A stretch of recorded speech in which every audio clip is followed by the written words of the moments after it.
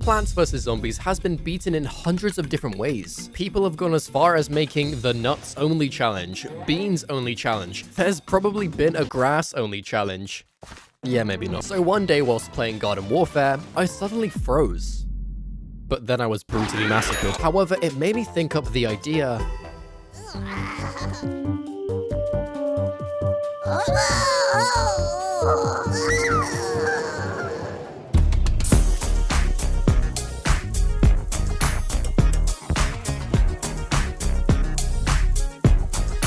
Quickly before we begin, Mr. Beast is telling me that I'm gonna reach 25,000 subs in 89 days. Which is like 3 months. So to help me prove him wrong, make sure you subscribe to support the channel. Heading back to the challenge, here's the rules. We're actually doing this challenge on PvZ too, as in the first game, Dave picks half the plants for you. I can only use plants from the Garden Warfare games. That doesn't include plants' abilities like Chomper's Spikeweed or Cactus's Walnut. No power-ups, no leveling up, other than the mandatory level 2 Peashooter, no other cheating stuff. You get the idea. And every gimmick level where I'm forced to use certain plants might not be possible, but hell, I'ma try anyway. So without further ado, let's beat Plants vs Zombies 2 with only Garden Warfare plants. Welcome to the tutorial world, where luckily the first plant we have access to in this game is... The first level isn't much to worry about, having our main character Peashooter wipe out all these brown coat losers. So once beating the level, we unlocked the second Garden Warfare character to join the team. Sunflower is going to carry this challenge for us. However, don't think this will be a cakewalk. I don't think you've realized what's in store for these few characters down the line. For now though, Sunflower greatly increases our sun production and allows us to get by level 2 with no problem at all. We get given this nut dude, but he ain't part of the Garden Warfare gang, so in level 3, I did not place this nut. Cactus did. And once again, we breeze through the level, with the same going for level 4, rewarding us with cabbage face. Such a shame that PopCap chose the corn throwing man over you to get a Garden Warfare character. Oh well. Day 5 unlocks the whole of the lawn, which somehow already has walnuts planted in the dirt. How did you do that? And this cabbage dude decided he wanted to join in on the fun. Yeah, not happening, buddy. Get out of here. We continued the level with our Peashooters, as well as these walnuts who've decided to sacrifice themselves for the greater cause. And once taking out the final conehead, yeah, we still haven't gone against any bucketheads. He fell over and I found hot sauce in his pocket, to which Dave stole it and poured the whole thing on one taco, and then ate it. Dave, after consuming said taco, somehow doesn't feel like his ass is about to explode, but actually wants to eat it again. You freak. So after talking to his, talking car, he travels back in time, as anyone would do, and oh no! We're in ancient Egypt now. That doesn't smell right. Well, maybe the smell's coming from you eating that hot-ass taco. But after Dave stopped talking about his bowels, we get thrown into day 1, being the first level of ancient Egypt. The White Knighting Walnuts have returned, defending our Garden Warfare plants. So we went ahead and fought through the horde with only Sunflower and Peashooter, until we came across Mr. Sunman, who decides to just steal my hard-earned sun. Although, he literally was taken out by this Peashooter, so it didn't matter at all. We then went on to the power-up level, with these pre-planted plants. I didn't place these guys, in which I tried my hardest to hold back the overwhelming amount of zombies, just trying to tempt me into using my snowflake powers or Google Maps. And after making it to the final wave, I had to sacrifice 2 lawnmowers to beat the level, to which they respawned instantly, so all of that stress was for nothing. Regardless, we received the world map. Wow, look at this cool map. Anyway, level 3 had Penny giving me a few bands, but then this taco-eating head-ass made me spend a rack on some plant food. Where am I buying this food from? The black market? These early levels are obviously quite a cakewalk. Yet, Dave over here talking about these zombies keep being different. Man, shut your shit. On day 4, here was our first real issue. Take a look at this conveyor belt real quick. You see the issue? That's right.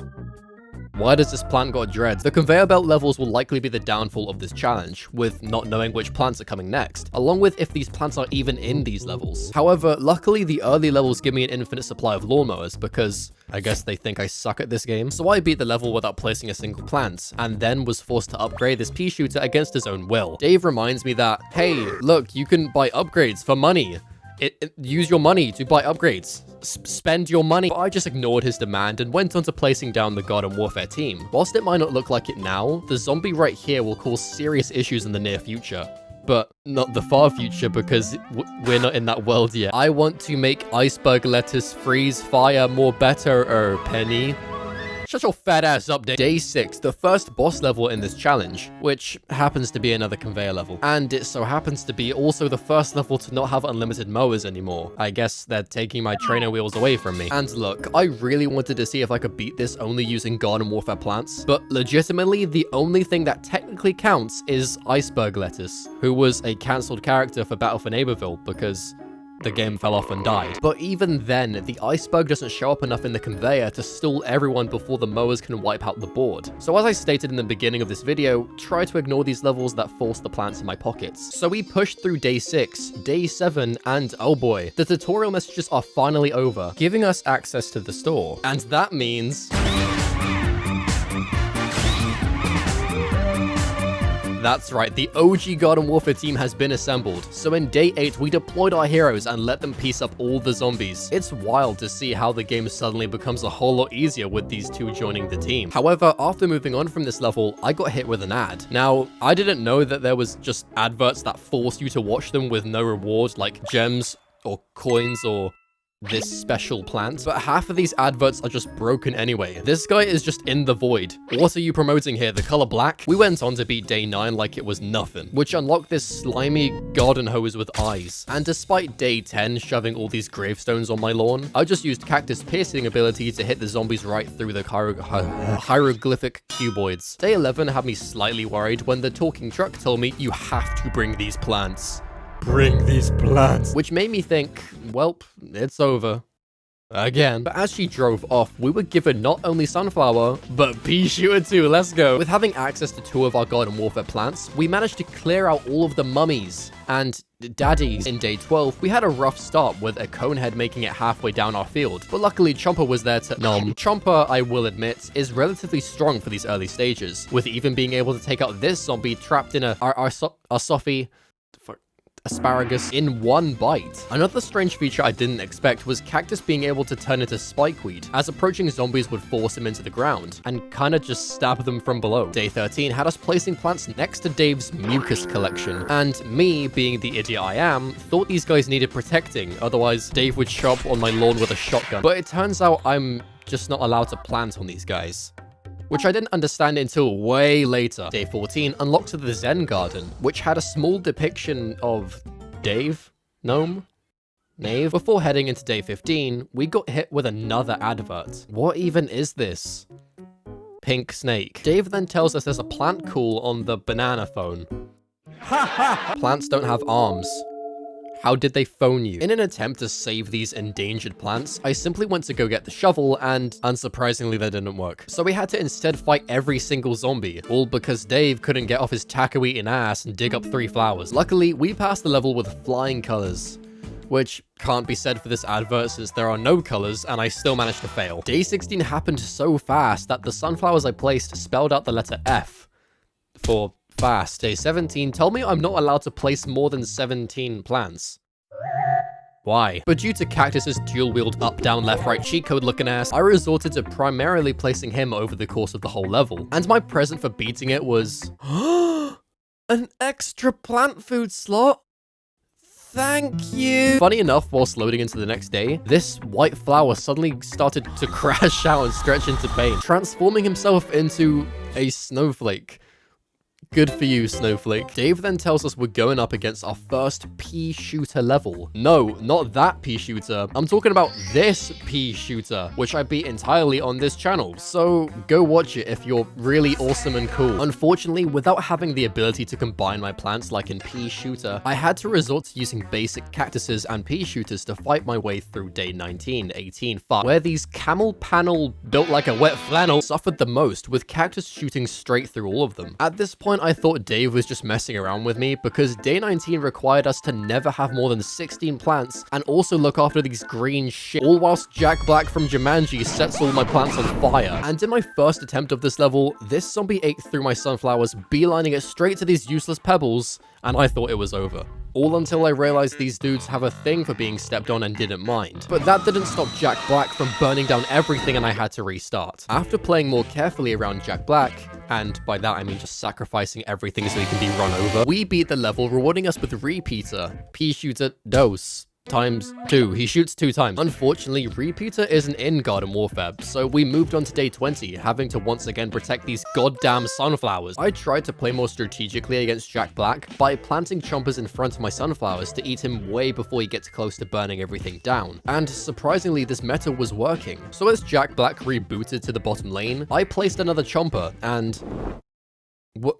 Hey, excuse me. Timeout, Mr. Black. How does that shit work? So you're telling me this chomper was able to eat this dude, but because the other chomper got a bit carried away with him licking his lips and shit, he gets burnt down. Sure, game, that makes sense. After my tantrum, I attempted to avoid using chomper for the time being, and worked towards building a solid defense with my row of cactus. Yet, Jack Black once again returned, with my only plant being able to stop him being chomper. Round 2 began, and oh my god, are you kidding me? His mouth wasn't even closed at this time. Was you not hungry or something? You knockoff piranha plant? After some trial and error, we made it through the level with Peashooter using his P-Gatling to eviscerate this zombie to dust. Day 21 threw me in with no explanation, having these 3 random dudes picked for me.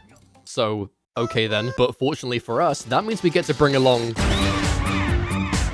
Whilst we haven't fully unlocked him yet, Colonel Corn is going to greatly help us in this level. With his sun cost being relatively low, we can place him to activate his bigger, better, butter ability and freeze zombies in their tracks. So once the team was built, I paired him up with Cactus and we were unstoppable against Zomboss's zombie army. Farewell, Colonel Corn. I'll miss you! Dave must have got bored or just really likes to torture me, as day 22's objectives were literally copy and paste from another one of the levels. But this time round, there was a lot more gravestones. Ooh! To be honest, I completely forgot about the plant limit and just placed everything as normal. However, due to these gravestones, I only placed 1 row of sunflowers. Despite this sun disadvantage, I managed to place enough cacti and chompi to beat day 22. Day 23 made us go up against our first real gargantua. Ooh, very scary. But activating Chomper's, sucking ability, we were able to pull him in, then push him out, and I'm gonna stop talking now. Day 24, a Peashooter level once again, where I just placed like 50 cacti, but I decided to randomly place these chompers in a pattern in the front row with my remaining sun, which actually came in handy as these gold statue dudes fortunately walked in those exact lanes. How thoughtful of you, gentlemen. However, with day 24 complete, it was time to take on the final level of ancient Egypt. My taco tastes so close. Shut your fat ass up. The level began, and I just had to pray that some of our Garden Warfare plants would appear on the conveyor belt. Okay, can't use that one. Okay, I can't use that one. Can't use that one either. Or that one. No, not that one. Nope, not him. He got rejected. That's not gonna work. No. Okay, dude, what the fuck? It turns out this game is just racist against the Garden Warfare plants, so instead I had to beat this level as normal. But hey, look on the bright side. I said look on the bright side. We took down Zomboss like the pathetic loser he is, and he gave up the key to Pirate Seas. In the first episode of this series, I had a lot of people commenting what actually counts as a Garden Warfare plant, which is kind of my fault. What about potted plants? Do the character variants count? You forgot about abilities like Chomper's Spikeweed. That doesn't include. It's at the start of the video. So here is the rules part 2. I guess. Potted plants do not count. I feel as though with the amount of potted plants you can plant from the Garden Warfare games, the challenge would suddenly become very easy, especially considering one of the plants is Doom Shroom. Wow, guys, look at me go. Character abilities are still not allowed. I'm not sure how some of you have already forgotten that rule, but they're still not allowed. No spikeweed, no nut, no purple galactic cosmic chili bean. As for character variants, I think I'm gonna avoid them for the most part, as it's more of a fun challenge to have the main cast fight through the levels without having to use fire Peashooter, or ice Peashooter, or electric. And after popular demand, we will be allowing battle-favorable plants just to spice it up a bit and have a bit of fun. So with all of that cleared up, we can finally enter Pirate Seas. Who parked their boat in my house? In day 1, Dave tells us that there's pirates ahead. Well done, Dave. As I went ahead placing sunflowers and Peashooters as normal, I noticed a part of the, lawn is actually missing, revealing the ocean below. These missing tiles are actually intentional, with this new rope-swinging pirate zombie skipping half of the board, making him harder to defend against. Never mind. Other than this small change to the lawn, we fought through the level as normal, and after beating the level, we unlocked That's right, Colonel Corn is back after he was taken away from us back in ancient Egypt. But with his butter stunning powers, he is going to be a huge help to making it through pirate seas. So in day 2, instead of using our Peashooters to begin, Colonel Corn's equally low sun cost lets us place him straight away and begin to build up our Garden Warfare team. But in the midst of placing corns everywhere, this zombie dangling off a seagull began to float over the bridge. However, thanks to Colonel Corn, he trickshots this butter throw, in which drowning both of them. Day 3 practically played out the same, with my corn farm taking out everything with legs. And after bullying these zombies by force feeding this corn plant food, the level ended and we unlocked Snapdragon making his way from Battle for Neighborville isn't used until later. To be honest, I forgot I unlocked him, so we'll come back to him later. Colonel Corn's ability to stop swarms of zombies is insanely overpowered, as in day 4 we managed to survive only using the Butter Boys. Oh yeah, and this Chomper too. We are rewarded with a chest. Finally, one of these pirates dropped some booty. You horny ass freak. It turns out that this awesome chest didn't have any gems or coins, but instead infinite levels of pirate seas. How exciting. I've always wanted a poop deck of my own. Dave, if you don't shut your stupid— Just as I was about to enter day 5, I had a pop-up tell me it was time to claim my day 7 rewards. I don't even remember playing this for 7 days, but it just so happens that day 7 unlocked. So taking Torchwood into level 5, oh, and also Snapdragon, we were about to fight fire with fire, except they don't have fire. With Torchwood now being available, we can pair him up with Peashooter to create our own expensive, slow recharging, space cramming version of Fire Pea. And Snapdragon makes light work of these rope swingers, being able to breathe fire across multiple lanes. The firefighters easily cleared the first wave, however, it appears I got a bit ahead of myself as the sun amounts were tanking due to the Snapdragon's and Torchwood's prices. I was about to lose these lawnmowers, but then Colonel Corn hit a collat and knocked both of them down. In day 6, I followed a similar strategy, but my planting technique was quite sloppy. The pea shooters were getting overwhelmed, despite having Torchwood to create fire peas. For some reason, I was placing cacti behind these corns, and I didn't have enough corn to slow down the uber seagulls. Thankfully, we made it to the end with only one bucket head remaining, where I decided to make ultimate Torchwood. Yeah, this'll get him. Dude, you suck. We unlocked Spikeweed, but remember guys, we're not allowed to use him. Why can't we use him? Rewatch this whole video. Day 7 introduced these barrel pushing zombies, and from what I can remember, the spikeweed we were just given supposedly makes them explode. Or not, but I had my own idea to get around these stalker barrels. Remembering that Cactus could shrink into the ground when zombies approached, I got curious whether she could also explode these barrel dudes just like Spikeweed. So placing Cactus near the front, I let the barrel pusher roll over her, and surprisingly it actually worked. And all it costed me was a slow recharging Cactus and 175 sun. Realizing how stupid my plan was, I decided to just butter spam every zombie to make the barrel stop moving, and force the imps inside to just stare at me forever in an endless staring competition. But I must have got distracted as the barrel pusher woke up and went to destroy my Torchwood. Hold on. What? So it turns out Torchwood works a bit different to his PvZ 1 counterpart. As in this game, once Torchwood is destroyed, he sets the whole lane on fire, exactly like the jalapeno. And it also seems that enemies nearby Torchwood take light fire damage over time, which doesn't do too much, but it's the thought that counts. But despite these unique abilities, the zombies still managed to take out a couple of my lawnmowers. And I blame you. But thanks to me spam placing every plant I have, we took out this stupid little imp, and we was given a scroll. Pirate treasure map? I don't know what this is. Look out! It's a map! Well, what's it gonna do, Penny? Jump scare me? To treasure! It says no zombies. Maps don't lie. That's funny, Dave. Here, look, I made a map for you. You wanna go find the treasure? Day 8, survive a massive attack. I can do that. Okay, what the fuck? Oh, would you look at this? So not only do I not have lawnmowers, but it's also a conveyor level. Seriously, game? Oh. What's up, Snapdragon? Day 8 of Pirate Seas seemed intimidating at first, but with having the chance of Snapdragon and Colonel Corn appearing, we actually have a fighting chance. As long as we be careful to not waste these— Dog, I didn't even finish the sentence. I continued to place my Snapdragons since that was the only plant I was getting, but this zombie decided to eat another Snapdragon and— Oh, no. Colonel Corn, don't do this to me, buddy. Come on. He's so weak. Come on, Colonel Corn. Good job. Oh, wait. No, not again. Are you guys trying to give me a heart attack? What's going on? After many close calls later, we somehow actually made it to the final wave. We are not making it past the final wave. In the midst of calculating how to win against this fat bowling ball with a shark, I accidentally let the conveyor belt clog up, which is so awesome. So digging up some spike weeds, I activated Colonel Corn's bigger, better, butter ability to stun the pirate twins. The snapdragons began to lay into them, and I readied myself to fire them up using my last plant food. They broke free from the butter, and I let him loose. He threw his flames, and... shit. Okay, this is fine. The imps are already gone. I just need a couple more plant...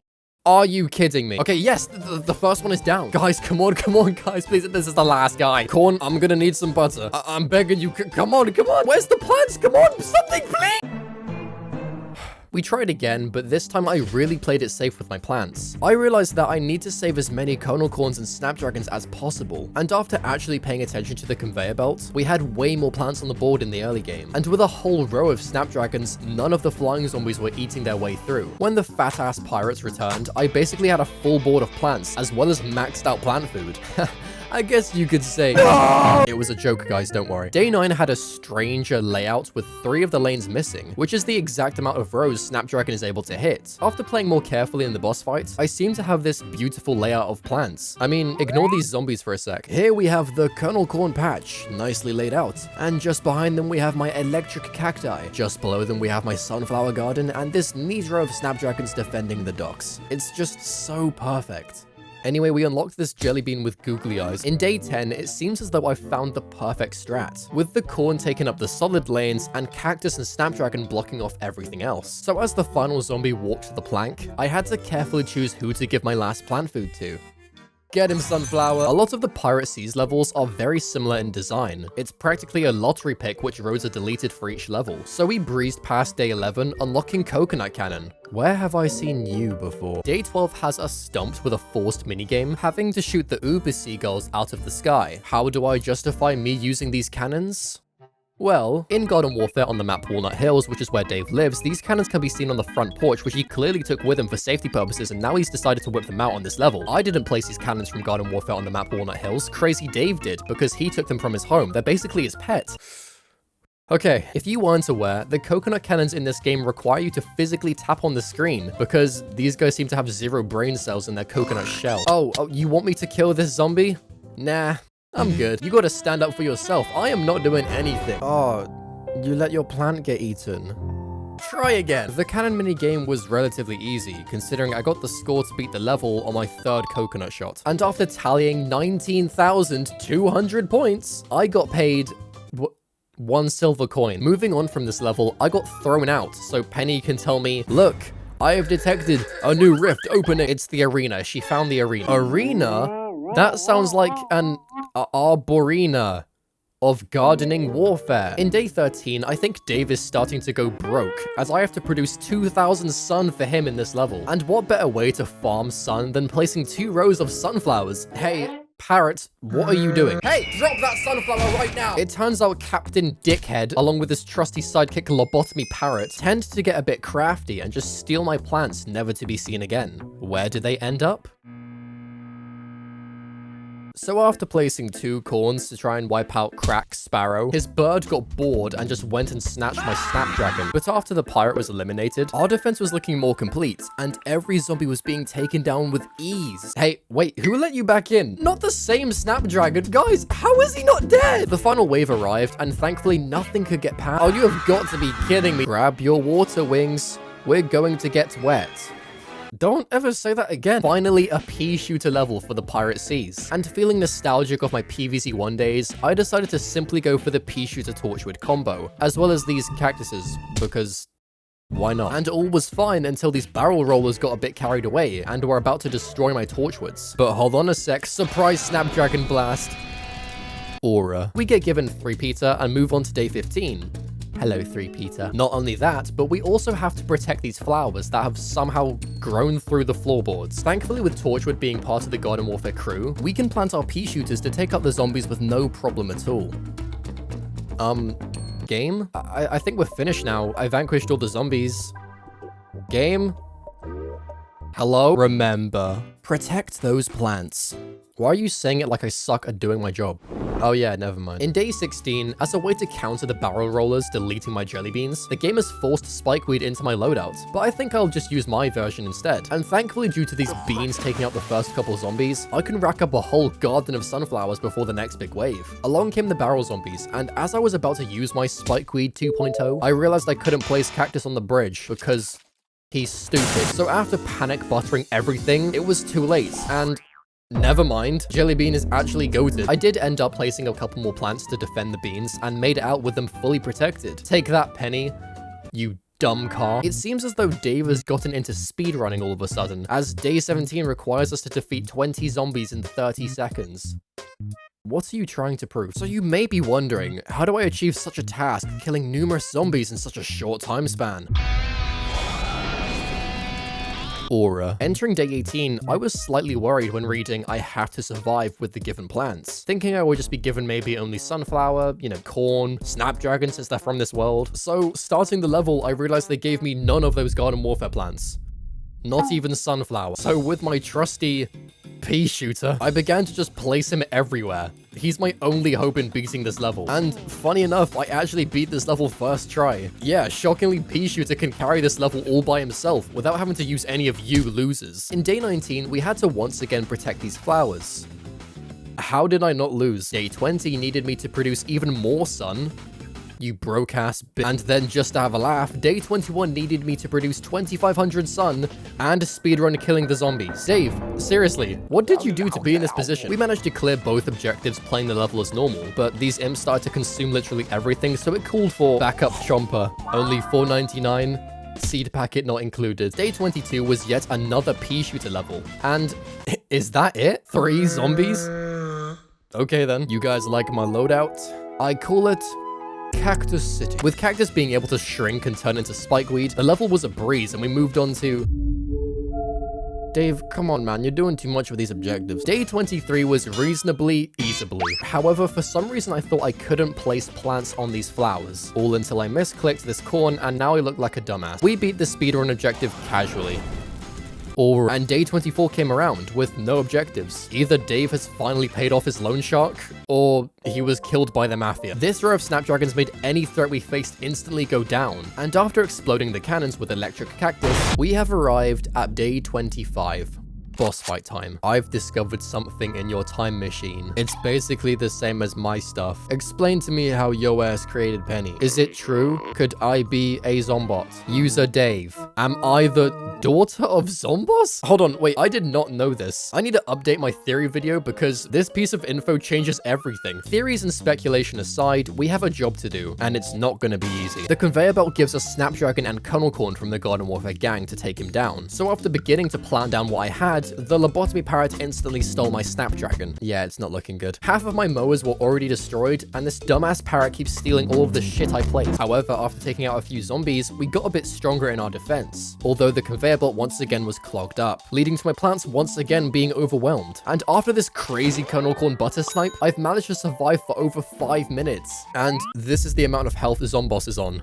Yeah, this is impossible, bro. But after remembering what I said earlier in this world, I didn't place these cannons from Garden Warfare on the map or on the hills. Crazy Dave did. Coconut Cannon is here to help, but don't think that makes this level any easier. Yes, he can take out basically any enemy in one shot, but that recharge time makes him defenseless against any zombie approaching. The strategy was to take out clusters of zombies and use Coconut Cannon to take out as much as he could, whilst the Corn and Snapdragon defended at the back.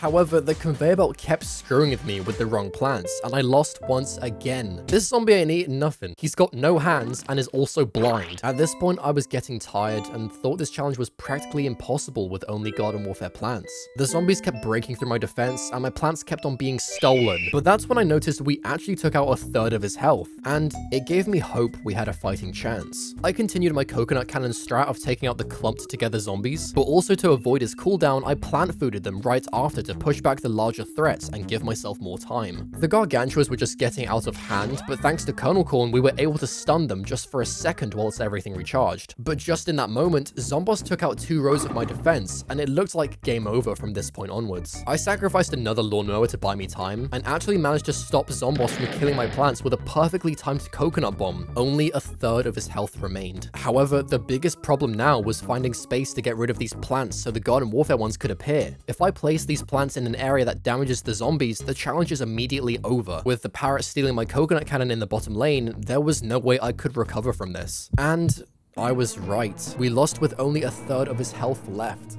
But I'm no quitter.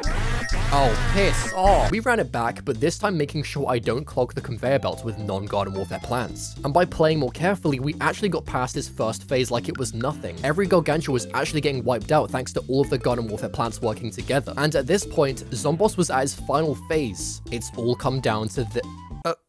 what?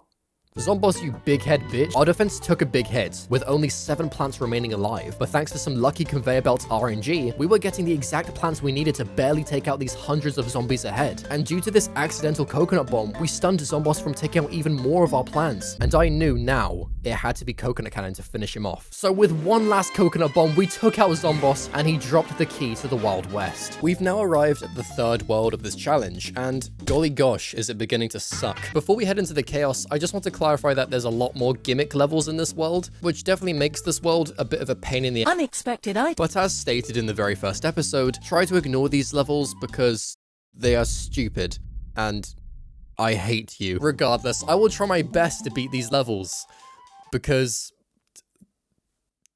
I like torturing myself. So here we are in the Wild West. 6 sewers locked and loaded. Unfortunately, we don't have Lorpy to bring along with us for this challenge. So in day 1, we were introduced to a new mechanic.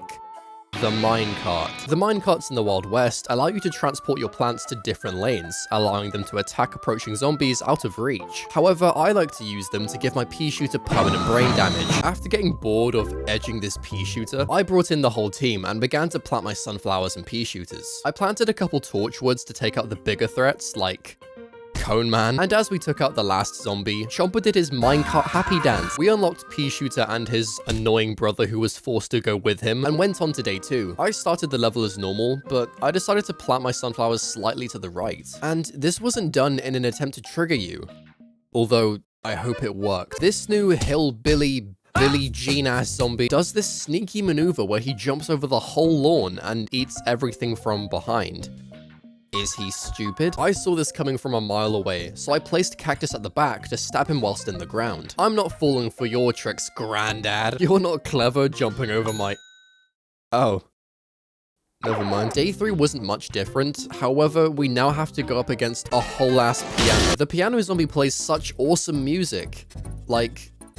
Hungry Shark, which causes all of the zombies to start crip walking and switch different lanes. But thanks to Colonel Corn, a well-timed butter throw tells the piano guy to shut up, which makes all of the zombies bored and continue walking as normal. The only way to truly stop the zombies from plug walking to the crib is to take out the hive mind. Yeah, screw your tip jar, broke-ass piano man. We took out the remainder of the zombies and was rewarded with... Is that a bomb? Did the piano man just give me a bomb? My uncle Milo used to have one of these. What are you saying? Day 4 was the first of these stupid, impossible gimmick levels. How the level works is, for each wave of zombies eliminated, you get given another plant to place. And because the majority of these levels give you these select plants in a non-random order, I literally only have access to 2 Peashooters to clear this level. Apart from these Garden Warfare dudes, the next waves give me repeaters, 3 Peters, and this ugly creature. So there's literally nothing I can do, despite trying to win anyway. I even tried to beat this level using supercharged Peashooters from the Zen Garden. Yeah, I don't know what I was thinking. So I ignored this dumb idiot concept of a level, and we unlocked Smiley Bean Face. Day 5 thankfully was just a good old regular killed a zombie level, but we did face this new Poncho zombie, who is hiding something. Oh. Maybe not. But whilst the plants take out these zombies, out of all of the Garden Warfare plants I've unlocked, I'm seriously not sure who would work best in the minecarts. Colonel Corn is too weak by himself to cause damage, Cactus can't really shrink and hurt zombies from this far away, and Sunflower... Well, I don't really need to explain her. I'm just gonna continue using Peashooters for now, but if you guys see a better strategy I could have went with for these minecarts, please do let me know in the comments below, and I'll be sure to heart the best ones I see. Anyway, back to the level. I knew he was hiding something. So this iron armor looking ass has an unknown chance to either show up with no toaster strapped to his chest, or with a toaster strapped to his chest. He's quite a tanky zombie to take down, but thanks to... Yeah, you guys should know by now, Chomper is literally carrying. We took out the rest of the waves using the classic Peashooter Torchwood strap and went on to day 6. It's time to show them who's got the fastest plants in time. You said it, Dave, because we've got another Peashooter level on our hands. And with these minecarts taking up a lot of the lanes, I was stumped with what strategy to use. Hear me out, guys. It might work. The zombies in this level came flying in really fast, which was not the plan considering I wanted the corns to just butter everything and win. And it turns out these corns I saved in the back minecarts suck, since they only decide to throw corn when they feel like it, whilst their family gets torn apart on the front lines. The zombies basically ate every single plant, but luckily we made it to the end. Oh, you're taking the piss, game. Well, good thing I've got my backup Snapdragon certified aura moment. You piano-playing piece of shit. Corn, come on, man. This happens in every video now. Why are you like this? Just stun him. Slow him down. Do something. At this very moment, I had a light bulb moment. I can dig up these useless plants and barely afford a second kernel corn. And now I can relax. How is your tip jar floating like that? We stole these baby Peashooters and took some advice from Dave. Trust me. Do not try and tip a cow from behind. What? A lot of the Wild West levels share a very similar formula with their level design. However, I'm not sure if it's just me, but the amount of zombies in the early waves seem to show up a lot faster, forcing me to make use of the multi-lane minecart shenanigans. I used this Snapdragon army to take out the horde, and they dropped this torn up note. Oh. It looks like Sheriff Hat Guy wants my brain, and it looks like I'm only worth 5 big ones. Quick, neighbor, play dumb!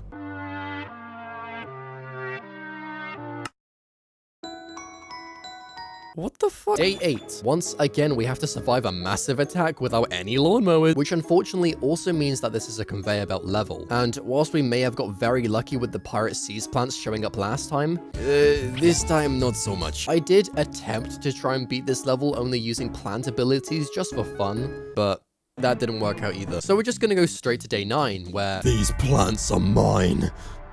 Alright, Dave, relax. I wasn't gonna steal them or nothing. Therefore the mine. Are you talking about slave labor? Is Peashooter a coal miner now? Day 9 gave us a change of pace with having to use specific plants. And whereas last time we had no sun to work with and only a Peashooter, this time I have sunflower, but nothing to attack with. Not that it matters for the challenge, but I still wanted to attempt this level with at least only using plant abilities. So using walnuts and chili bean, I tried my hardest to just overwhelm the zombies with sunflowers whilst my chili bean recharged. And I lost. I then tried again, but this time I pre-placed a few beans to get ahead of the horde, and somehow I actually made it to the end. With only this zombie remaining, this wasn't too hard of a... Are you serious right now? By supercharging the bean bomb, the level is technically beatable, and you can make it the whole way to the end. But that's if you can stand the amount of shitting noises the game plays for every bean bomb that duplicates. It seems like the game didn't know what to do either, as the music just stopped for a while like it was embarrassed. But then carried on like nothing happened. I'm not sure why I spent multiple hours trying to beat this level despite it not even being part of the main challenge, considering these are only plant abilities, not Garden Warfare plants. I do it for you guys. Please press the like button. Day 10 introduced this barbed wire chicken zombie.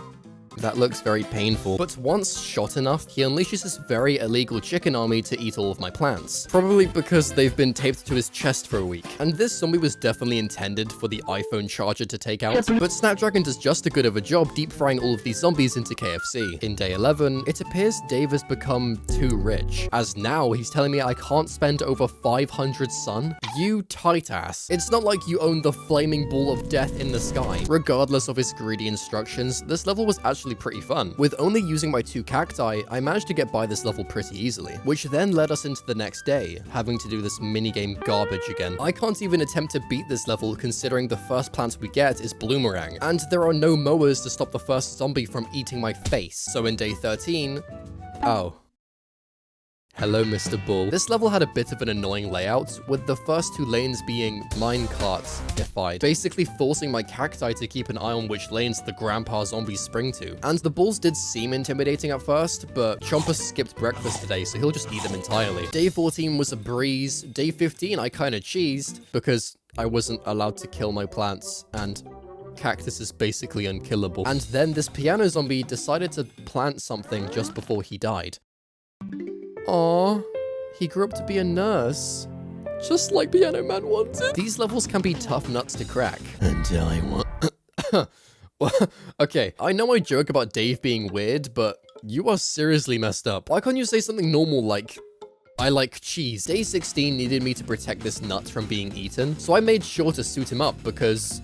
iron armor is extremely strong. And after completing this level, Penny takes us out to talk about some stupid GPS bullshit. Look, I'm all for some lore, but I'm pretty sure the people watching did not ask Penny. User Dave, I fear. User Dave? Are you okay? Oh dear, Zombos has abducted User Dave. Good. Serves him right, you sun-stealing capitalist. Day 17 had me protecting Dave's flowers, and despite him literally being kidnapped like 30 seconds ago, he'll still happily get me to do these crappy side quests. And it seems like the Chompers indulge in a bit of trolling, as this one decided to wait until the very last second to eat Mr. Coneface before losing the whole level. I didn't even know what happened to this dude. His ass fell asleep with a whole zombie arm in his mouth, and once again we find ourselves in a Peashooter level. Half of the residents from Cactus City decided to show up, but I don't think they'll be returning after receiving head trauma from these chickens. Thanks to their efforts, we received the tool nuts, which I will probably never talk about again. Day 19 had another sun limit, but I literally forgot about it and still beat the level. Day 20 was this. Again. And day 21 tells me not to spend my sun again. And protect these flowers. You've got some nerve commanding me to do all of this, Dave, considering you've probably been lobotomized and chopped apart by now. And it doesn't help that for some reason, my cacti are trash and can't even kill a basic-ass zombie before stepping on the flowers. I don't know what happened to these 2 chompers, but after they ate a zombie in sync, they froze in place as if they couldn't believe what just happened. Day 22 was another, here are some plants, now good luck, and piss off. Can you guess who I got given? That's right, only sunflower. And look guys, I tried my hardest to do this with only Garden Warfare plants, but even with iceberg lettuce, I can't freeze everything fast enough. Well, what if you include potato mine because it's an ability? Nope, still couldn't do it. Well, I guess I could just supercharge the iceberg. That doesn't work either. Okay, well let's go overkill. Supercharge potato mines. Nope, that still doesn't work. So you know what? Hey, look, Repeater has angry eyebrows. You know who else has angry eyebrows? You know who else has angry Peashooter in Garden Warfare. They're probably brothers. Whatever. We beat the level only using Garden Warfare plants, plus Repeater, and got the hell out of there. And oh my goodness. These objectives are just rinse and repeat. Can your lobotomized brain not think of anything more interesting than don't let zombie go on flower, don't let plant die, plant good, zombie bad, I am stupid dumbass. This level was once again easily beaten by just cactus spamming, and Dave must have heard what I said about him because day 24, protect these nuts once again. In all fairness, the level was slightly harder than the others due to the sheer amount of chickens eating all of my plants. And here's the live reaction to me almost pressing the restart button. But then I decided to continue because I don't give up. Then I nearly gave up again because my defense was truly destroyed. However, after nearly giving up like 7 times, I managed to clutch up taking out this Robo Bull. After snagging Wintermelon, we once again arrived at day 25. It's boss fight time! Yeah, boss fight! Have you considered you are sharing in Crazy Dave's madness? There is no zombie outbreak. You are not using plants to defend your house. The zombies and I are normal people trying to help you. I thought the lore drop in Pirate Seas was weird, but this is on a whole different level. I thought you died! Obviously, being a conveyor level, we don't get a say in which plants we get to use, meaning we have the choice of nothing. There's nothing I can use. So in this instance, I'm forced to just beating the level as normal. However, once taking out Bossman, he dropped the key to... That's right! These zombies versus you, and zombies and the... Dave, can you shut the fuck? He finally dropped the key to Frostbite Caves. Hey guys. You're probably wondering why I'm shivering. Well, as you know, Frostbite Caves is a very chilly world, but I also decided to have an ice bath to mentally prepare myself. Unlike the last 3 worlds, Frostbite Caves has 30 levels. What in the frozen Blu-ray director's cut crap is this? And if that wasn't enough, there are way more gimmick levels. However, I think you'll be quite impressed what I managed to pull off in some of these levels. So strap yourselves in, because in day 1, Penny tells us that there's an ice flow on the lawn. Data suggests that it will block both plants and zombies. Jokes aside, Frostbite Caves causes more problems than necessary, with plants having the ability to be frozen alive. These popsicle-looking plants act as an obstacle for my Garden Warfare team, as plants like Peashooter can't shoot through them, despite the zombies just walking around them anyway. So I deployed Colonel Corn to Hail Mary his butter and take down the early waves. And despite being given these pre-planted nuts, they kind of just got in the way, so I sent them back home. We beat the level and get given this pebble, who is definitely looking at me the wrong way. Don't look now, Penny, but those plants have died. Rest in peace. I suggest we call on Hot Potato. She can melt those. Ugh, why are you talking to me like I'm 5 years old? What else was I going to use? Snoopy? Even though we're forced to take Hot Potato with us, she ain't a Garden Warfare plant, so I'll just have to use my very much more expensive version, Torchwood, which nicely pairs up with these repeaters that I didn't plant. And whilst I'm getting set up at the back, I can talk about these very weird floor signs. These hand-pointy dudes force the zombies to move lanes in the direction the hand points, which helps to pre-plan a setup knowing where the zombies will go. Every so often, this cold breeze will fly across the screen, slowly freezing over my plantas. It's Spanish for plants. We set our torchwoods into blowtorch mode and moved on to day 3. My data suggests Hurricane will be of great use. Penny, stop holding my hand through the game. The guy's a real blowhard. The fuck? Dave, you better watch your mouth. Day 3, and we're already at a conveyor level, but luckily I get given Peashooters.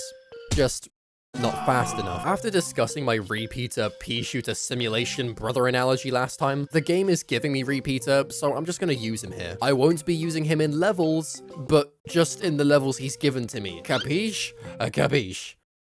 Anyway, we lost. Yeah, so day 3 has already stumped us, as the constant turn right ass symbols on the floor force the zombies to clump up, making it too difficult for repeater to, well, survive. So after multiple failures, I resorted to supercharged Peashooter coming in clutch. Not the best method, but hey ho, hot potato. Day 4 started off the same, with building up my Peashooter Torchwood strat. However, we came across this new zombie wearing a lion thing, who has a knack for launching snowballs at my plant. There seems to be a trend here. As long as you have hot plants like Burning Tree Stump guarding everything else, your other plants can't be frozen. And somehow we unlocked a Vase Breaker. Okay, my feet are really cold. Time to turn up the heat. I recommend pepper. Oh my god, Penny, shut up. Who wrote this obvious ass dialogue? Let's pick a peck of pepper pulse. It's the perfect plants for piss off. Guess what? We got another conveyor level. Let's see who we get. 2 plants. Is that it? There wasn't much to bring up here, so on day 6 we have to survive with most of my plants already picked. Well, I mean, how many is most? 2 slots? Is that it? Tallnut, I said I would never talk about you again. Luckily, one of our selected plants was Sunflower, so all I had to do was think about who was going to take out these Neanderthals. I obviously chose Snapdragon for the area damage and Torchwood to warm up surrounding plants. What I accidentally realized is Snapdragon is also immune to being frozen and can actually warm up nearby plants, which I somehow didn't expect, but he's a literal dragon, so I don't know. But it turns out that Snapdragon's fire aura strikes once again, which unlocks the Angry Pumpkin. Global cooling is the pits. Can you even speak English? Please note, I have now replaced the snowballs with fireballs. The flamethrower power-up. Oh, whatever. Skip. With my newfound knowledge of Snapdragon being an all-round all-star in this world, I primarily used him to conquer day 7. And there were also these frozen split peas here. Why are you here? To try and deal some damage to faraway targets, I combined Snapdragon with Peashooter and Torchwood to beat the level. Day 8. Another conveyor level. Yeah, this ain't happening. Day 9 introduced, Bird, who has this really cool mechanic allowing it to fly over the wet floor signs and avoid all of my threats. Unfortunately, they don't work the same as the balloon zombies from PvZ 1, where Cactus can take them out with ease. So I deployed Colonel Corn to stop the bird in its tracks. You are seriously not doing this to me, Corn. As long as you have a huge swarm of snapdragons, these birds don't stand a chance. Cave zombies sure are hard-headed. I propose we deploy Shard Guard. It seems like for every new plant Penny talks about, it then follows up with a conveyor level where we're supposed to use said plant. However, that's not what we're doing, as we get given Peashooters as well as guard chard, meaning there is a chance we can beat this level against its will to use the orange tree. The problem I was facing in the early waves was that these dodos were outpacing the rest of the zombies, and I wasn't getting Peashooter on the conveyor belt fast enough to block every lane, which somehow caused my beavers to immediately run away. What's even harder is if you even manage to get past the first flag, all of a sudden the conveyor belt decides to help you out a bit and replace the Peashooters with 3-peaters. Why? Which means that the Peashooters I managed to place before this are the only plants I have to last for the rest of the level, including the final flag. This level took a lot of trial and error, but let me show you how I did it. The first few plants always shuffle between Peashooter and Shard Guard, with Hot Potato having a slim chance to show up later when the Tiger Face zombie shows up. The order of zombies seems to be the exact same every time, so with the Conehead always spawning in the 4th row, the first Peashooter goes here, followed by the 3rd lane and 5th lane. A second Peashooter is placed to wipe up the Conehead, whilst this Dodo in the 2nd lane is also killed by the beaver, which was intentional as the zombie always has a plant food, which is used to save the top lawnmower by plant fooding this Peashooter to kill the other bird. By this point, we have 3 rows with 2 Peashooters each, with the 3rd row having just enough time to take out these 3 zombies back to back in order to save this one plant food. Another Peashooter is used for the 2nd lane to insta-kill this bird, but then I fumbled and wasted this plant food. After retrying and not wasting this plant food and saving an extra plant food by placing this Peashooter right at the back to kill the bird normally at the start of the game, you just have to stall the zombies long enough to spawn the final wave and kill the remainder zombies with the beavers, and that lets us finally beat day 10. Day 10. Out of 30. Day 11 wants me to yet again beat the level with most plants picked for me. So it'll probably be, I don't know, sunflower, pepper pot, sunshroom? Why are you here? It didn't help that the other plants were just more shit I couldn't use, so I decided to fully send it with only sunflower and snapdragon. And 4 flags? I'm gonna faint. This level in particular sucked, as placing Snapdragon too close to these frozen idiots breaks them free. Yippee, I made it! The level wasn't necessarily too hard, but it was just so long. It made me want to just punch this zombie in the face. But we managed to get through the level and moved on to Day 12, Peashooter level. Finally, something exciting. The Snapdragon army came back, along with this one Kernel Corn.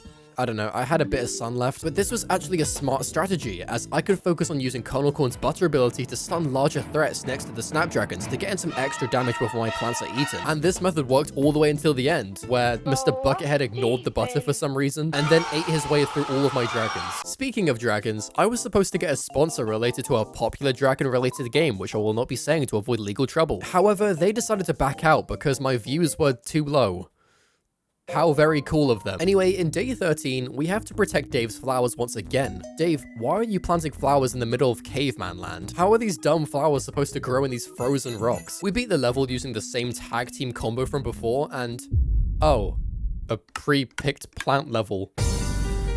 Yep, that's not happening. Day 15, protect Fireman Sam from being eaten alive. This level did give me some trouble, as for some reason I thought Chomper would be a good plan to protect the fireman from being eaten. But it turns out it was the complete opposite, as this zombie ate Chomper instead. How does that even happen? And this wasn't just on one occasion. We died again, and again, until I decided I had enough. It was time to call Cactus City. We got through the remaining lion faces, and received a stone. I did all that work for a brown rock. Please note the strange stone tablet. It appears to be a warning sign written in cave zombie. Tap to continue. What, do you want me to translate this or something? I don't speak bloody cave zombie. You're in trouble. Big trouble. I don't know why, but something about what you're saying seems racist. Day 16. Conveyor level, which again has 0 garden warfare plants. But repeater! You said repeater! Day 17. Fume shroom? What's with all these mushrooms showing up? This level was nothing impressive to look at, with the Snapdragon gang clearing out every zombie. However, this cactus was trapped in ice, and I'm not gonna let him out. I wish these prehistoric zombies would just go back to their caves. Data suggests Stunyon would make a great plan. Day 18 was yet another conveyor level, so we're just gonna move... Citron, what are you doing here? Get your ass back to the far future. Survive with most plants picked. Here we go, what do you got for me? Oh. Well, this ain't so bad. With having access to 4 different Garden Warfare plants, the random additional plants didn't really cause an issue, especially with these extra plants on the lawn. So in day 20, we continued to destroy all the caveman in sight, until these frozen imps started to appear on the right side of the lawn. What are you doing? Big Tarzan zombie over here pushes these ice boulders every few seconds. They aren't really that impressive because Snapdragon can just burn them down within seconds. And as for Tarzan... yeah, he ain't all that. And look, we even get a souvenir from him. Gross. User Dave, I have detected an incoming ice cube. No shit, Penny. Warning! I am running low on antifreeze. It'll be a cold day in heck. Heck? Cold day in heck. Really? Heck. Time to unleash fire Peashooter. Wait, what the fuck? Okay, I didn't expect this to happen, but since Dave has given Fire P to us, I really can't complain. Besides, it's a conveyor level, so it's not like I chose the plant. It's still a Garden Warfare plant, so it counts. Thankfully, we're also given Snapdragon on the conveyor, so this level was a breeze. Or should I say, heat wave. Stroke.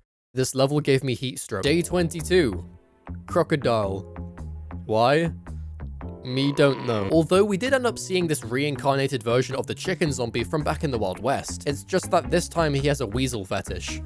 And I don't want to know what's happening in there. Snapdragon is easily able to poach these chipmunks, which probably doesn't taste too nice. Day 23, protect orange tree. Lightwork, no reaction. Day 24, make me 2,500 sun. In all honesty, I nearly forgot about this objective until the end, where I spammed sunflowers everywhere and forced the sun out of them with plant food. And we finally arrived at day 25, which doesn't matter anymore because there's 30 freaking levels in this world. Penny! Penny! Penny! What we need right now is a nice hot cup of cocoa. Enjoy that, fat ass. I recommend we call on Roto Burger. Who would have thought? Another conveyor level. Other than being a purple helicopter with his peanuts hanging out, there's nothing of interest to talk about here, so skip. Day 26. What the fuck? Sunshroom, how do you keep showing up? This level forced Rotobarga into my loadout, despite me never wanting to use it because of its inappropriate choice of clothes. But after Snapdragon and Cactus spamming, we took down everything, except this guy. Oh, day 27. Save the Moto. So far, Snapdragon has been enough to take out everything without fail, so placing a couple here, some Chompers there to guard him, and, excuse me, Chomper, why did you not eat him? Okay, well, I guess I can just plant a couple more Snapdragons here and...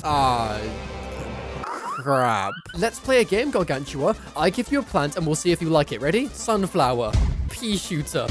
Sunflower. Okay, I don't think he likes the game. Oh, okay, he really didn't like the game. Look, guys, we can talk about this. We just need to stall you both long enough before... I was right there. Okay, guys, I think it's obvious that this level is very long, which in turn requires me to slowly build up a powerful team over the 4 flags. However, with my most expensive plant only being... Cactus, there's not a lot of damage I can dish out to take out the stronger enemies before they get to my plants. I didn't think it was going to come to this, but I think it's time.